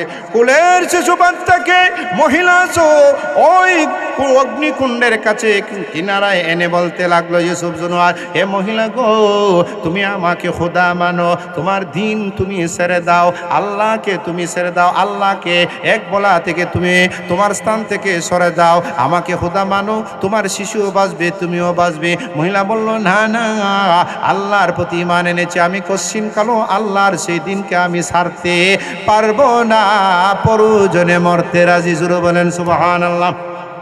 ইউসুফ জুনওয়াজ বলে, না না, এইভাবে হবে না, শিশু বাচ্চাটাকে তাড়াতাড়ি কোল থেকে ছিনিয়ে নাও, আগুনের মধ্যে তাড়াতাড়ি নিক্ষেপ করো। এবার শিশু বাচ্চাটাকে যখন ওই বৃদ্ধা মহিলা কোল থেকে ছিনিয়ে নিয়ে যখন আগুনের ভিতরে যখন নিক্ষেপ করেছে, মহিলা তো মার মনটা নরম, কোমল হৃদয়ের অধিকারী মা জাতিরা এবার মার মধ্যে দ্বিধাদ্বন্দ্ব, হায় রে হায়, এখন আমি কি করব? আমি কি ইমানের উপরে টিকে থাকতে পারবো কি পারবো না? মহান রব্বুল আলামিনের কুদরতের কারিশমা, কাদিরা কুদরতুদারি হরচে খাগিয়া কুনি, কাদিরা কুদরতুদারি হরচে খাগিয়া কুনি, মুর্দারা তো জানে বখশি, জিন্দারা বেজা কুনি। মহান আল্লাহ রব্বুল আলামিন 40 দিনের অথবা কম বেশি একবারে কচি শিশু বাচ্চার মুখ থেকে, জবান থেকে কথা বলার যোগ্যতা জারি করেছেন। আগুনের ভিতর থেকে ওই শিশু যে কথাটা বলেছিল, ইসলামের নেসার কবি আল্লামা রুমি রহমতুল্লাহি আলাইহি ফার্সি ভাষায় উল্লেখ করেছেন। শোনাইতাম নি আমি, শুনতে চান আপনারা? খাস্তে তাও সেজদা আরদ পেশে বোধ, খাস্তে তাও সেজদা আরদ পেশে বোধ, বাঙ্গা জাদা তিফলিকান নীলাম আমদ, আন্দরায়ে মাদুরি যা বুরহানে হক, আন্দরায়ে মাদুরি যা মন খুশম, গরচে দর সুরত মিয়ানে আতিশাম, আন্দরামা দরবে বিনি বুরহানে হক, তাবে বিনি ইশরতে খাসানে হক। জোরে বলেন আল্লাহু আকবার। আল্লামা রুমি রহমতুল্লাহি আলাইহি, জালালউদ্দিন রুমি রহমতুল্লাহি আলাইহির অমর গ্রন্থ মুসনবী শরীফের মধ্যে ফার্সি ভাষায় বলেন, বাচ্চা বলতেছে, মা গো, আপনার চক্ষুর চামড়ার চর্ম চক্ষু দ্বারা আপনি ওই আগুনের কিনারা থেকে দাঁড়ায়া দেখতেছেন আমি আগুনের ভিতরে আছি, আগুন আমাকে জ্বালাইছে। না না না মা গো, আগুন আমাকে জ্বালায় না, ওই আগুন আমার জন্য ইব্রাহিম খলিলুল্লাহর মতো ফুলের বাগিচা হয়ে গেছে। সুবহানাল্লাহ। এবার আল্লাহ রাব্বুল আলামিনের কুদরতের সাহায্য, মা জাপাইয়া পড়েছে শিশুর জন্য এবং ওই বৃদ্ধ মহিলার জন্য দপ করে আগুন নিভিয়ে গেছে। আগুন যখন তাদের জন্য নিভিয়ে গেছে, কিন্তু ইউসুফ জুনওয়াসের জন্য নিবে নাই। আগুনি কুণ্ডর ভিতর থেকে, গুহার ভিতর থেকে আগুনে বর সেখান থেকে স্থানান্তরিত হইয়া ইউসুফ জুনওয়াস এবং তার বাহিনীর দিকে তারা শুরু করছে। সুবহানাল্লাহ। এবার আল্লাহর সাহায্য শুরু হয়ে গেছে। জোরে বলেন সুবহানাল্লাহ। ইযহুম আলাইহা কুউদ ওয়া হুম আলা মা ইয়াফআলুনা বিল মুমিনিনা শুহুদ। তামসা যারা দেখতেছিল মুসলমানদেরকে আগুনের মধ্যে জ্বালায়া কিভাবে হত্যা করা হচ্ছে, এই অবস্থায় আগুন গর্তের ভিতর থেকে বাহির হইয়া চতুর্দিকে ছড়িয়ে পড়তেছে। ইউসুফ জুনওয়াসকেও দৌড়ায়। জোরে বলেন সুবহানাল্লাহ। আরো জোরে বলেন না সুবহানাল্লাহ। ইউসুফ জুনওয়াস বুঝতে পারছে এখন আর বাঁচার উপায় নাই, এখন আর বাঁচার উপায় নাই। সব কিছুই তো এখন চলে যাবে, রাজত্ব যাবে, খুদাই দাবি যাবে, আমার সব পেশি শক্তি যাবে, আর র্যাব বাহিনী, আর্মি বাহিনী সব কিছু যাবে। 41 বছরের স্লোগান এবার দেখা যায় 41 বছর না, নিজের বানানো সেনা প্রধান এবং সদস্যরা বলে 41 বছরের আর চিন্তা করলে হবে না, 40 মিনিট সময় দিলাম বাংলাদেশ থেকে বাগেন পলায়ন করেন। জোরে বলেন ঠিক কিনা? আর জোরে বলেন ঠিক কিনা? সেই মহান আল্লাহ রাব্বুল আলামিনের সাহায্য এখনো আছে না নাই? আমরা যদি আল্লাহর পক্ষে থাকি, মানের বলে বলিয়ান হয়ে আল্লাহর সাহায্য আসবে ইনশাআল্লাহ। জোরে বলেন ঠিক কিনা? এবার ইউসুফ জুনওয়াস বাঁচতে চাইলো, বাঁচতে আর পারতেছে না। এবার স্থল থেকে, বাড়ির এলাকা রাজমহল থেকে দৌড়াইয়া সাগরে নিক্ষেপ হয়েছে। সাগরে আত্মরক্ষা করার জন্য জাপ দিয়েছে। আল্লাহ রাব্বুল আলামিনের হুকুমে আগুনও তার সাথে যাইয়া কলিজা পর্যন্ত ভেদ করেছে। কলিজায় আগুন ঢুকার পরে হার্ট ফেল কইরা মরছে। জোরে বলেন ঠিক না বেঠি? বন্ধুরা আমার, মহান রব্বুল আলামিন ওই শহীদের লাশ আব্দুল্লাহ ইবনে তামারের লাশটাকে সুরক্ষিত অবস্থায় রেখেছেন। হযরত উমর ফারুক রাদিয়াল্লাহু তাআলা আনহুর জামানায় ওই ইয়ামেনের দেশে একটা ড্রেন খনন করবেন। কি খনন করবেন?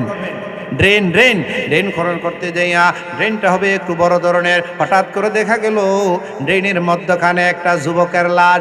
যুবক যক্ষত অবস্থায় আছে, তার লাশটা পচে নাই, গলে নাই, তার মাথার মধ্যে হাতটা লাগানো আছে এবং তার আঙ্গুলের মধ্যে একটা আংটি আছে, আংটির মধ্যে লেখা রাব্বি আল্লাহ, রাব্বি আল্লাহ, লা ইলাহা ইল্লাল্লাহ। জোরে জোরে লা ইলাহা। এবার আব্দুল্লাহ ইবনে তামেরের এই অদৃশ্য দেখিয়া লোকজন চিঠি লিখেছে হযরত উমরে ফারুক রাদিয়াল্লাহু তাআলা আনহুর কাছে, যে উমরে ফারুক ছিলেন এই পৃথিবীর পৃথিবীর রাজত্বের সে খলিফাতুল মুসলিমিন। এই জন্য কবি বলেছে, দুনিয়ায় সদা কদ সে তেরে নাম রহেগা, সিদ্দিক আকবর সে ইসলাম রহেগা, দুনিয়ায় আদালত সে তেরে নাম রহেগা, উমরে ফারুক সে ইসলাম রহেগা। লিল্লাহি তাকবীর। ওমরের কাছে চিঠি লিখেছে, ওমর একটা যুবকের লাশ পাওয়া গেছে, লাশটা তাজা এবং তার যেই মস্তকের মধ্যে একটা জখম আছে, জখমের মধ্যে হাত রাখা আছে, হাতটা যখন আমরা সরাই মাথা থেকে তাজা রক্ত বের হয়। জোরে বলেন সুবহানাল্লাহ। যুবকের হাতের মধ্যে একটা আংটি আছে, আংটির মধ্যে লেখা রাব্বি আল্লাহ, আমার রব আল্লাহ, আমাদের রব আল্লাহ, আমার রব রবি আমার সব, আল্লাহ আমার রব রবি আমার সব, দিলে দিলে তন মনে থারি অনুভব। রব্বুল আল্লাহ, আমাদের রবকে যুগ যুগ ধরে যুগে যুগে প্রেক্ষাপটে পরিক্রান্তরে সময়ের পরিক্রমায় আল্লাহ রাব্বুল আলামিন এইভাবে মুমিনদেরকে পরীক্ষার সম্মুখীন করেছেন। আল্লাহ রাব্বুল আলামিন এইভাবে মহান রাব্বুল আলামিন সাহায্য করেছেন। বন্ধুরা আমার, হযরত উমর রাদিয়াল্লাহু তাআলা আনহু চিঠির জবাবে লিখলেন, শহীদের লাশ এরকমই হয়, গলে না, পচে না, ওদের শরীর থেকে তাজা রক্ত বের করে ওরা আল্লাহ রাব্বুল আলামিনের দরবারে শহীদ থেকে সোহাদা, শাহিদ মানে সাক্ষ্যদাতা, ওরা এলায়ে কলিমতুল্লাহর সাক্ষী দিয়ে হাসরের ময়দানে দাঁড়াবে। সুতরাং বা ওই যুবকটাকে যথাস্থানে রেখে দাও, তার হাতটাও মাথায় যেখানে যায় লেগে যায় ওইখানে রেখে দাও, ওই কবরে তোমরা আর হাত দিও না। জোরে বলেন না সুবহানাল্লাহ, আরো জোরে বলেন না সুবহানাল্লাহ। এবার আব্দুল্লাহ ইবনে তামের, শরীফ উসমান বিন হাদি সহ উলামায়ে কেরাম, এমনিভাবে নবীরা, সিদ্দিকিনরা, সুহাদারা, সালিহিনরা, আল্লাহর ওলিরা প্রাণ দিয়েছেন যুগে যুগে। তার মূল কারণ হইল কি? আল্লাহ আয়াতে শেষাংশে বলেন, ওয়ামা নাকামু মিনহুম ইল্লা আইয়ুমিনু বিল্লাহিল আজিজিল হামিদ। কারণ একটাই, এরা আল্লাহরে মানে। জুড়ে বলেন, কারণ একটাই। সিরিয়ার, বসরা, ফিলিস্তিন মুসলমানরা আজকে গাজায় মুসলমানদেরকে আমারে মূল কারণ, জুড়ে বলেন মূল কারণ, ওরা আল্লাহ মানে, ওরা আল্লাহ বিশ্বাসী। জুড়ে বলেন ঠিক না বেঠিক? জুড়ে বলেন ঠিক না বেঠিক? বন্ধুরা আমার, এই ভারতে 1400 উলামায়ে কেরামদেরকে ফাঁসি কাস্টে ঝুলিয়ে গাছের মধ্যে ঝুলিয়ে রাখা হয়েছিল। মূল কারণ, ওরা হকের কথা বলে, ওরা আল্লাহর কথা বলে, কোরআনের কথা বলে। আজও যা বাংলাদেশে জালিমদের মাঝে মধ্যে কিছু উৎপাত হয়, মূল কারণ হইল জালিমদেরকে, যেই আলেমদেরকে জুলুম করে, অত্যাচার করে, জেল জুলুম কারাগারে নির্যাতন করার মূল কারণ হইল ওরা ডানপন্থী, ওরা মৌলবাদী, ওরা আল্লাহর কথা বলে, রসুলের কথা বলে, কোরআনের কথা বলে, তফসিরের মাহফিলে তৌহিদি জনতার পক্ষে ওয়াজ করে। জোরে বলেন ঠিক না বেঠিক? আবার আসি বন্ধুরা আমার, এই দিনই দাওয়াতে এবং এই দিন ইসলামের তৌহিদের পক্ষে থাকলে লাভ না ক্ষতি। আরও জোরে বলেন লাভ না ক্ষতি? লাভের একটা ঘটনায় শুরু করি, হযরত আস্তে আস্তে আমার আলোচনা আসলেই শেষ করে দিব। যদি শেষ করতে না পারি ইনশাআল্লাহ আমি আপনাদের কাছ থেকে বিদায় নিব। মুহতারাম হাজরিন, আল্লাহর এক দিনের এক মর্দে মুজাহিদ, তফসিরের কিতাবে আসছে, তফসিরে খাজান অথবা সাবির মধ্যে তারা ইমানদার, ইমানের পক্ষে থাকি, দিনের কাজ করে। মুহতারাম হাজরিন, ওদেরকে মহান রব্বুল আলামিন ইহকালেও সম্মান দান করেন, পরকালেও জান্নাতের শ্রেষ্ঠ হুর গিলমান দ্বারা তাদেরকে স্বাগত জানানো হয়। জোরে বলেন সুবহানাল্লাহ, আরো জোরে বলেন না সুবহানাল্লাহ। হাদিস পড়েছিলাম, আফজালুল জিহাদ কালিমাতু হাক্কিন ইন্দা সুলতানিন জাইর, সবচেয়ে বড় জিহাদ হলো বাতিলের বিরুদ্ধে, জালেম শাসকের বিরুদ্ধে সত্য কথা বলা। জোরে বলেন ঠিক কি না? আর এই সত্য কথা বলেই বিশ্ব মানবতার মুক্তির কাণ্ডারি, বিশ্বটাকে বিশ্ব বিজয়ী, বিশ্ব মানবতার মূর্তবতিক রাহমাতুল্লিল আলামিন আল আমিন হয়েছিলেন। জোরে বলেন ঠিক কি না? মাহতারাম হাজিরিন, তাফসীরে খাজিনের মধ্যে উল্লেখ করা হয়, আল্লাহর একদিনই মর্দে মুজাহিদ গভীর রজনীতে ঘুমের মধ্যে বিভোর, আর আল্লাহর কিছু খাঁটি বান্দা, আল্লাহর ওলি নবী এবং কিছু ওলিদের স্বপ্ন সত্য হয়ে থাকে। স্বপ্ন তিন ধরনের হয়ে থাকে, একটা হইল খিয়ালি, আর একটা হইল শয়তানি, আর একটা হইল রাহমানি। রহমান আল্লাহর পক্ষ থেকে, আল্লাহ স্বপ্নে জানিয়ে দিন এটাও সত্য। খিয়ালি ঘুমাইবার আগে যা কিছু সে পরিকল্পনা করে ওইটাই সে দেখে, এটা হলো খিয়ালি। আর একটা হলো শয়তানি, শয়তান তারা ইয়া যায় তাই শোনায় দেয়, তাই তারে দেখায়, এইটাই স্বপ্নের মধ্যে দেখে। আল্লাহ যেন আমাদেরকে রুয়ায়ে রাহমানি, রুয়ে সাদেকা রহমানি আল্লাহর পক্ষ থেকে সত্য স্বপ্ন যেন আমাদেরকে নসিব করেন। জোরে বলেন আমিন। রুয়ায়ে রাহমানির একটা আছেই কাণ্ডব, সেই বিবরণ দেখেন। মুজাহিদ লোক স্বপ্নে বিবির হয়ে গেছে, স্বপ্ন বিপুর হইয়া দেখা যায় যুদ্ধের ময়দানে এরকমভাবে এমন একটা সংগঠিত ময়দানের মধ্যে যেমন দেখা যায় হক আর বাতিলের যেন একটা দ্বন্দ্ব শুরু হয়ে গেছে। দ্বন্দ্ব শুরু হয়ে যাওয়ার পরে এবার দেখা যায় তার জন্য যেন একটা আল্লাহর পক্ষ থেকে যেন দেখা যায় ঘোষণা হয়ে গেছে, আজকে এমন একজন মর্দে মুজাহিদ যে দুনিয়া থেকে বিদায় হইয়া পরজগতে গমন করবে, তার বিবাহ হবে, তা সে হবে আয়নায় মার্জিয়ার স্বামী। কার স্বামী? মার্জিয়ার স্বামী। বলেন কার স্বামী? হুরের, সেই শ্রেষ্ঠ হুরের নাম হইল মার্জিয়া। জোরে বলেন নামটা কি? মার্জিয়া। মার্জিয়ার আজকে বিবাহ হবে। কার বিবাহ হইতো? হুরের নাম জোরে বলেন। রাজিনী আপনারা? বিয়াটা হইতো নি, শুনতানি ঘটনাটা। ওরে মার্জিয়া, কোরআনে আল্লাহ বলেছেন ওয়াহুরুন ঈন কামসালিল লুলুইল মাকনুন জাযাআম বিমা কানু ইয়ামালুন।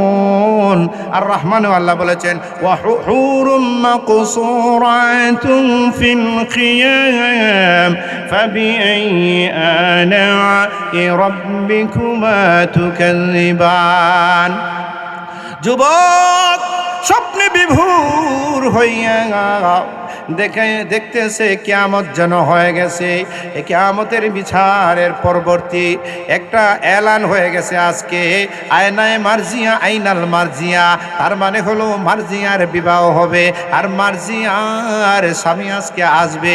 মহান রব্বুল আলামিনের পক্ষ থেকে সুস্বাগত এবং সেই ফুলের শুভেচ্ছা সহ সংবর্ধনার ব্যবস্থা করা হয়েছে।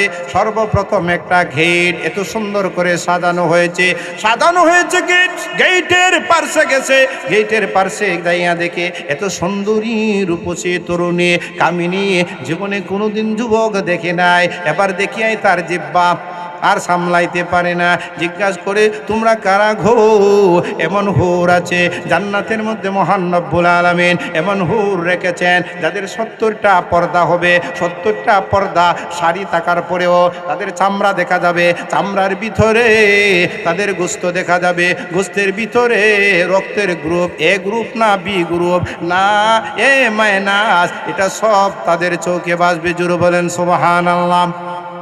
আরে যুবক বানা, আজকে যারা অশ্লীল ছায়া ছবি আর এমন কিছু সিনেমার এগুলো দেখিয়া অনেক সময় আসক্ত হয়ে যায়, আর ওগুলা দেখে আর জীবন নষ্ট করে, যৌবনের তারুণ্য ভাবটাকে নষ্ট করে, অনেকে মায়াও দেয়, সুমাও দেয়। জুরু বলেন নাউজুবিল্লাহ। আরে যুবক, এমন হুর তোমার জন্য মহান রব্বুল আলামিন জান্নাতে রিজার্ভ করে রেখেছেন। যদি জান্নাতের কাজ করতে পারো, এমন সুন্দরী, এমন রূপসী, যেই রূপসী তু যদি আটলান্টিক মহাসাগরের মধ্যে নিক্ষেপ করে, আটলান্টিক মহাসাগরের পানিটা খুশবুতে পরিণত হয়ে যাবে। ও বন্ধুরা আমার, সেই হুর যুবকদের জন্য মহান রব্বুল আলামিন রেডি করে রেখেছেন। এবার আসুন, সেই হুররা মহান রব্বুল আলামিনের হুকুমে মন মাতানো তাদের গানও শুনাইবে। কি শুনাইবে?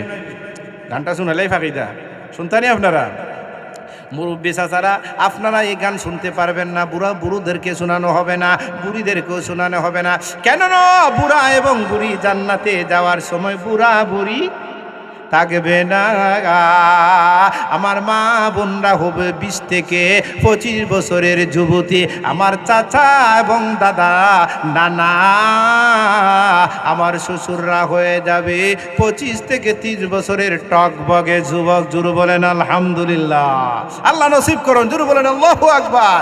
এবার হুর জান্নাতি, ওই জান্নাতি ওই যুবকদেরকে ধুররা গান শোনানোর জন্য তাদের কাছে যাবে, গায়ে গায়ে লাগাইবে, তাদেরকে আলিঙ্গন করিয়া ফুলে ধারণ করবে, ফুলে ধরাইয়া ধরিয়া গালে গালে মায়া দিবে। এর যুবক আজকে যারা অবৈধভাবে প্রেম করিয়া প্রেমিকাকে মায়া দেও, এই মায়ায় কিন্তু মহাপাপ হারাম গুনাহ হবে। জুড়ে বলেন ঠিক না বেটি? হুররা কাছে আসবে, গায়ে গায়ে লাগাইবে এবং তাদেরকে জড়াইয়া ধরবে আর মন মাতানো একটা গান শোনাইবে। এমন গান শোনাবে পৃথিবীর উস্তরিয়ার গান নয়। মমতাজ বেগমের ফাইটটা যায় না এখন, খালি ফাইটটা বুক ফাইটটা যায় না, মাথাও ফাইটছে, কথা ঠিক না বেটি? এমন গান শোনাইবে, শোনালি থামনি শুনবেন শুনবেন। হ্যাঁ, এবার কাছে কাছে টানিয়া নিয়ে বলবে, আরে যুবক, দীর্ঘদিন যাবৎ তোমার অপেক্ষায় ছিলাম, তোমার সাথে আমার মন মাতানো গানটা শোনানোর পরিবেশ আল্লাহ জান্নাতে করে দিয়েছে। মিশকাত শরীফের মধ্যে গানটা আছে, নাহানুল খালিদাতু ফালা নাবিদু, নাহানুল খালিদাতু ফালা নাবিদু ওয়া নাহানুন নাইমাতু ফালা নাবাসু ওয়া নাহানুর রাজিয়াতু ফালা নাসখাতু তুবা লিমান কানা লানা ওয়া কুন্না লাহু, তুবা লিমান কানা লানা ওয়া কুন্না লাহু। আল্লাহু আকবার। যুবক ভাইরা, আজকে যারা ইয়ারফোন লাগাইয়া ঐশ্বরিয়ার আর সাবিনা ইয়াসমিন অথবা মুমতাজ বেগমের গান যারা শুনো, তারা কিন্তু ওই হুরের গান শুনতে পারবা না। তাহলে কানের মধ্যে ইয়ারফোন লাগাও, আল্লাহর ওলিদের ঘটনা শুনো, কোরআন সুন্নাহর তাফসীরের আলোচনা শুনো, কোরআনের তেলাওয়াত শুনো এবং জান্নাতের আমল করো, নেক আমল করো। দিনকে প্রতিষ্ঠা করার জন্য প্রয়োজনে মৌখিকভাবে সত্যের মিছিলে প্রতিবাদী কণ্ঠে আওয়াজ লাগাও, আওয়াজ বুলন্দ করো। চাঁদের ময়দানে প্রয়োজনে জাগিয়ে মনটাকে জাগিয়ে ঘুমন্ত হৃদয়টাকে, ঘুমন্ত জাতিটাকে জাগ্রত করো। তা হইলে ওই হুরদের গান এবং তাদের মনোমুগ্ধকর সুরে তোমাকে অবশ্যই তোমাকে মুগ্ধ করা হবে। জুড়ে বলেন ঠিক না বেঠিক? আর সারমর্মটা হইল, দুনিয়ার জগতের নারীরা প্রতি মাসে মেন্স হয়ে ওরা অসুস্থ থাকে। শুধু তাই নয়, দুনিয়ার জগতের নারীরা অনেক সময় বাপের বাড়ি দেয়া গাল ফুলায়, খেলনা গিয়ে জানুনি। এইবার কিন্তু ঈদের মার্কেট মন মতো হয়েছে না, বাপের বাড়ি আইসি আর কিন্তু তোমার বাড়ি যাইতাম না। কথা ঠিক না বেঠিক? এরকম হয় কিনা? শুধু তাই নয়, অনেক সময় তাদেরকে গালিগুলাজ করে, অনেক সময় গাল ফোলায় রাগ করে। ওরা বলবে না না, ওরে যুবক, আমার প্রাণের সাথী রে, জীবনে কোনো দিন তোমাকে কষ্ট দিব না, রাগ করব না, গালি দিব না। পুত পবিত্র জীবন নিয়ে আমি তোমার জন্য অপেক্ষা করছিলাম, তুমি আমাকে পাইয়া ধন্য, আমিও তোমাকে পাইয়া ধন্য। জান্নাতে একসাথে মিলন মেলা হয়েছে, কোনদিন আর হাত ছাড়া হবে না, কোনদিন আর বুড়ি হইব না। সুবহানাল্লাহ, আসতে হইন, আরো জোরে বলেন না সুবহানাল্লাহ। আবার ওই যুবক, আচ্ছা, এবার ওই যুবকের যে কথা বলতেছিলাম, উনি স্বপ্নে বিবির হয়ে দেখতেছে কিয়ামত তো হয়ে গেছে, এবার জান্নাতের মধ্যে কার বিয়া হইব? মার্জিয়ার। জুড়ে বলেন কার বিয়া হইতো? মার্জিয়ার। এবার মার্জিয়ার বিয়া হইব। ওই যুবক চিন্তা করে দেখেছে, মার্জিয়ার যেহেতু বিয়া হইব, আমি কি মার্জিয়ার স্বামী হইতে পারবো না? উনি গেটের সামনে গেছে। গেটের সামনে যাওয়ার পরে দেখা যায় এত হুর গিলমানরা অপেক্ষা করতেছে আর ইস্তেকবালার শুভেচ্ছা স্বাগতম, ফুলের শুভেচ্ছা নিয়ে অপেক্ষায় আছে। জিজ্ঞাসা করতেছে ওই মর্দে মুজাহিদ যুবক লোকটি, তোমরা কারা গো? তোমাদের মধ্যে কে গো? মার্জিয়া। হুরে মার্জিয়া মার্জিয়াকে, আইনাল মার্জিয়া, ওই মার্জিয়া কোথায়? আমি কি মার্জিয়ার স্বামী হইতে পারবো না? শুনেছি আজকে মার্জিয়ার শুভ বিবাহ হবে, ওই শুভ বিবাহেতে আমি স্বামীর বেশে এসেছি, আমি ওনাকে ম্যারেজ করব, বিবাহ করব, আমাকে এই গুলচান দেওয়া হবে কিনা?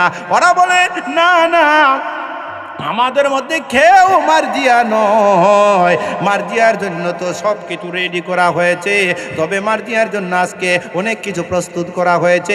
এটা হলো প্রথম গেট। প্রথম গেটে আমরা যারা হুর এবং গিলমান আছি, আমরা হইলাম মার্জিয়ার সেবিকা। সুবহানাল্লাহ বলেন না, আরো জোরে। এবার যুবক বলে, তোমাদের মধ্যে কে গো নাই কেউ মার্জিয়া? না না, আপনি সামনে যান, সামনে আরো 2 নম্বর আর একটা গেট আছে সাজানো, সামনে 2 নম্বর গেটে গেল। 2 নম্বর গেটে যাওয়ার পরে দেখা যায় মাথা খারাপ।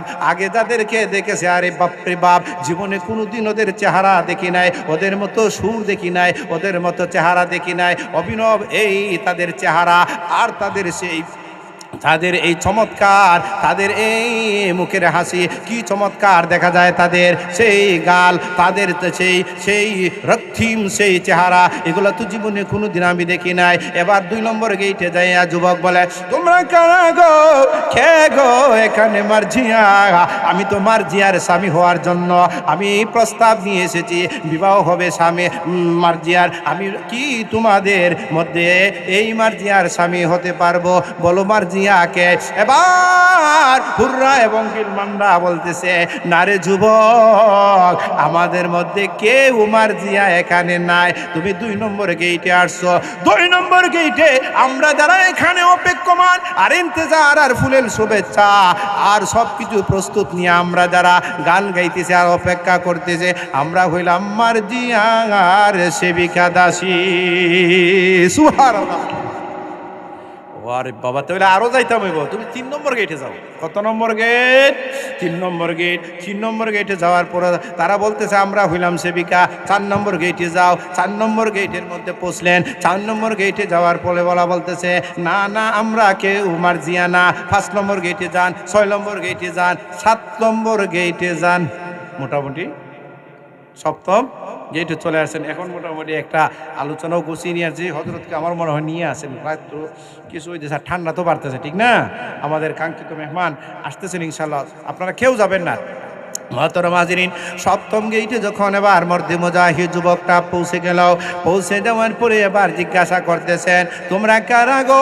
এত সুন্দরী রূপসী তরুণী কামিনী, জীবনে পৃথিবীতে তোমাদের মতো এত সুন্দরী রমণী কোনো নারী আমি দেখি নাই। আরে দুনিয়ার জগতে ঐশ্বরিয়ার কথা শুনেছি, মুমতাজ বেগমের কথা আমি শুনেছি, সাবিনা ইয়াসমিনের কথা শুনেছি, আরও কত কিছু লাল নীল বাতি জ্বলে দেখছি অথবা শুনছি, কিন্তু তোমাদের মধ্যে এমন কত সুন্দরীকে আমি দেখি নাই। কারা গো তোমাদের মধ্যে মার্জিয়া? বলো তাড়াতাড়ি, আমি কি মার্জিয়ার স্বামী হইতে পারবো কিনা? এবার ওরা বলে, না না, তবে তোমার মধ্যে একজন একটা সুখবর, আমরা সকল হয় না মার্জিয়ার দাসী সেবিকা, আপনাকে ইস্তেকবাল করার জন্য আমরা এসেছি। তবে সম্ভবত আপনি হতে পারেন আজকে মার্জিয়ার স্বামী। মার্জিয়ার অবশ্যই আজকে বিয়া হবে, মার্জিয়ার বিয়া হবে, তবে শর্ত আছে, যে কোন যেন তেন ভাবে মার্জিয়ার স্বামী হওয়া যাবে না। মার্জিয়ার স্বামী হইতে হলে কিছু শর্ত আছে। আমরা মার্জিয়ার পক্ষ থেকে আমরা কি নিয়ে আসি? অনুমতি নিয়ে আসি।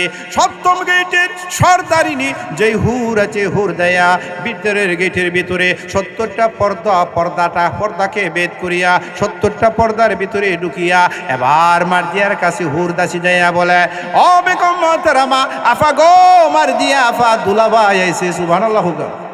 আরো জোরে বলেন না সুবহানাল্লাহ। আফা দুলাভাই তো আসছে, এখন কি করা যায়? আমরা কি ঢুকতে পারমিশন দিব? আপনার স্বামী আসতেছে, আপনার সাথে সাক্ষাৎ হবে, আজকে নাকি আপনার সাথে ওনার বিয়া হবে, উনি তো প্রস্তুতি নিয়ে আইছে, দামান হিসাবে সাহায্য হয়ে আইছে, এবার তো আপনার পারমিশন চাই। মার্জিয়া বলে, না না, এখনো সময় হয় নাই। এ আমার হুররা এবং সেবিকারা, ওই মর্দে মুজাহিদ যুবকটাকে যাইয়া বলো 2টা শর্ত পালন করবে। দুনিয়ায় কয়টা শর্ত? আরো জোরে বলেন কয়টাও? নাম্বার হইল আমার স্বামীর 1 নম্বর গুণ, দিনের বেলায় সারা বছর রোজা রাখে। জোরে বলেন দিনের বেলায় সারা বছর রোজা রাখে, রাত্রি বেলায় তাহাজ্জুদ গুজার, নফল বন্দেগী করে এবং দিনের বেলায় যুদ্ধের ময়দানে বাতিলের বিরুদ্ধে অস্ত্র ধারণ করে। একটা পর্যায়ে জিহাদের দামামা, যুদ্ধের দামামা বাজেছে, দামামা বাদরে আমামা বাজেছে, দামামা বাদরে আমামা।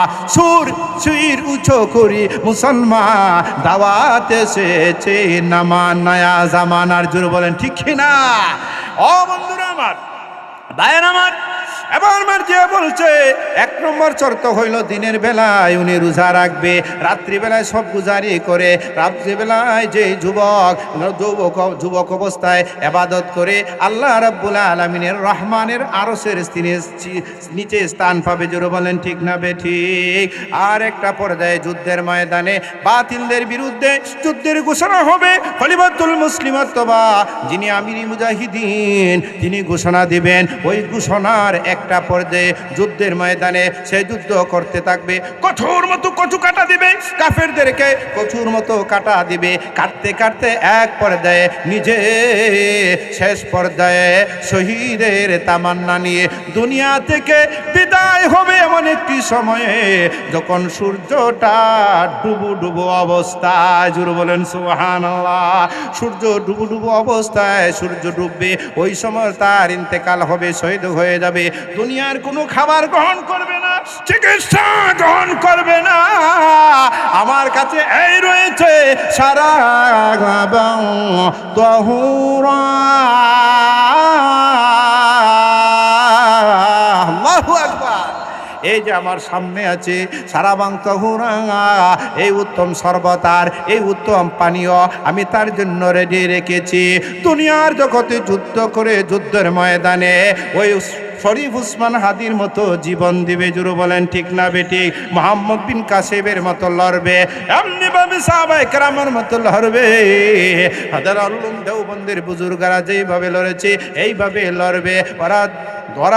ওরা জীবন দিবে, রক্ত দিবে, মাথা দিবে, মাথা বাতিলের কাছে নত করবে না। জোরে বলেন ঠিক না বেঠিক?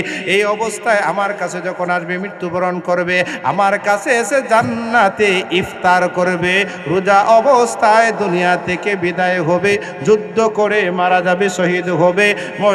শহীদ হওয়ার পরে আমার কাছে এসে ওই সারাবাং তাহুরা দ্বারা ইফতার করবে। জোরে বলেন না সুবহানাল্লাহ? আরো জোরে বলেন না সুবহানাল্লাহ? ওই সারাবাং তহুরা পাইতে হইলে দুনিয়ার জগতে যারা মদ খায়, দুনিয়ার জগতে যারা ওই মুদ খায়, মুদ তো এইটা নাফাক কিনা, মদের মতো এই পানি, এটা হালাল না হারাম? ওগুলা যারা খায় ওরা কিন্তু সারাবাং তহুরা জান্নাতে পাবে না। জোরে বলেন ঠিক কিনা? আরো জোরে বলেন ঠিক কিনা? সেই জন্য আমার বন্ধুরা আমার, সেই জন্য মারহাবা, আলহামদুলিল্লাহ। চমৎকার আল কোরআনের সমুদ্র কণ্ঠে আপনারা তেলাওয়াত করবেন। আমাদের পরের মেহমানও এই মুহূর্তে আপনাদের কাছে অলঙ্কিত করবেন। তোমাদের লম্বা কথা আর বলতে চাই না, আয়াতের শেষাংশ আছে সফলতার কথা। আল্লাহ ইমান আর আমল আর সত্যিকারের দ্বীনের উপরে তাকলেই পরম সফলতা, যালিকাল ফাউজুল কাবীর, সবচেয়ে বড় সফলতা। এই সফলতা আপনার আমার মধ্যে, প্রতিটি মুমিনের ঘরে, সমাজে, আমাদের বাচ্চাদের মধ্যে আসুক, ইসলামের সমাজ সংগঠিত প্রতিষ্ঠিত হোক, আল কোরআনের আলোচনা হোক। আমরা সকলে চাই কি চাই না? আর জোরে বলেন চাই কি চাই না? এই জন্য একটা কবিতা, দারুল উলুম দেওবন্দের একটা কবিতা বলি, আমি শেষ করছি। হর পুলিও হায় কে শলাগে, और पुल यूं हाय के शौला है और सर में यहाँ में न रहे, ये इल्म हुनर का गहवारा तारीख का वो से पारा है। ये खुर्शीद दिन अहमद का, खुर्शीद दिन अहमद का आलम के ऊपक पर चमकेगा, ए नूर हमेशा चमका है, ए नूर हमेशा चमका है ये नूर बराबर चमकेगा ये इल्म हुनर का गहवारा तारीखों से पारा है। जुर बोलें अल्लाहु अकबर। গারে হেরা থেকে আল কোরআন এসেছে।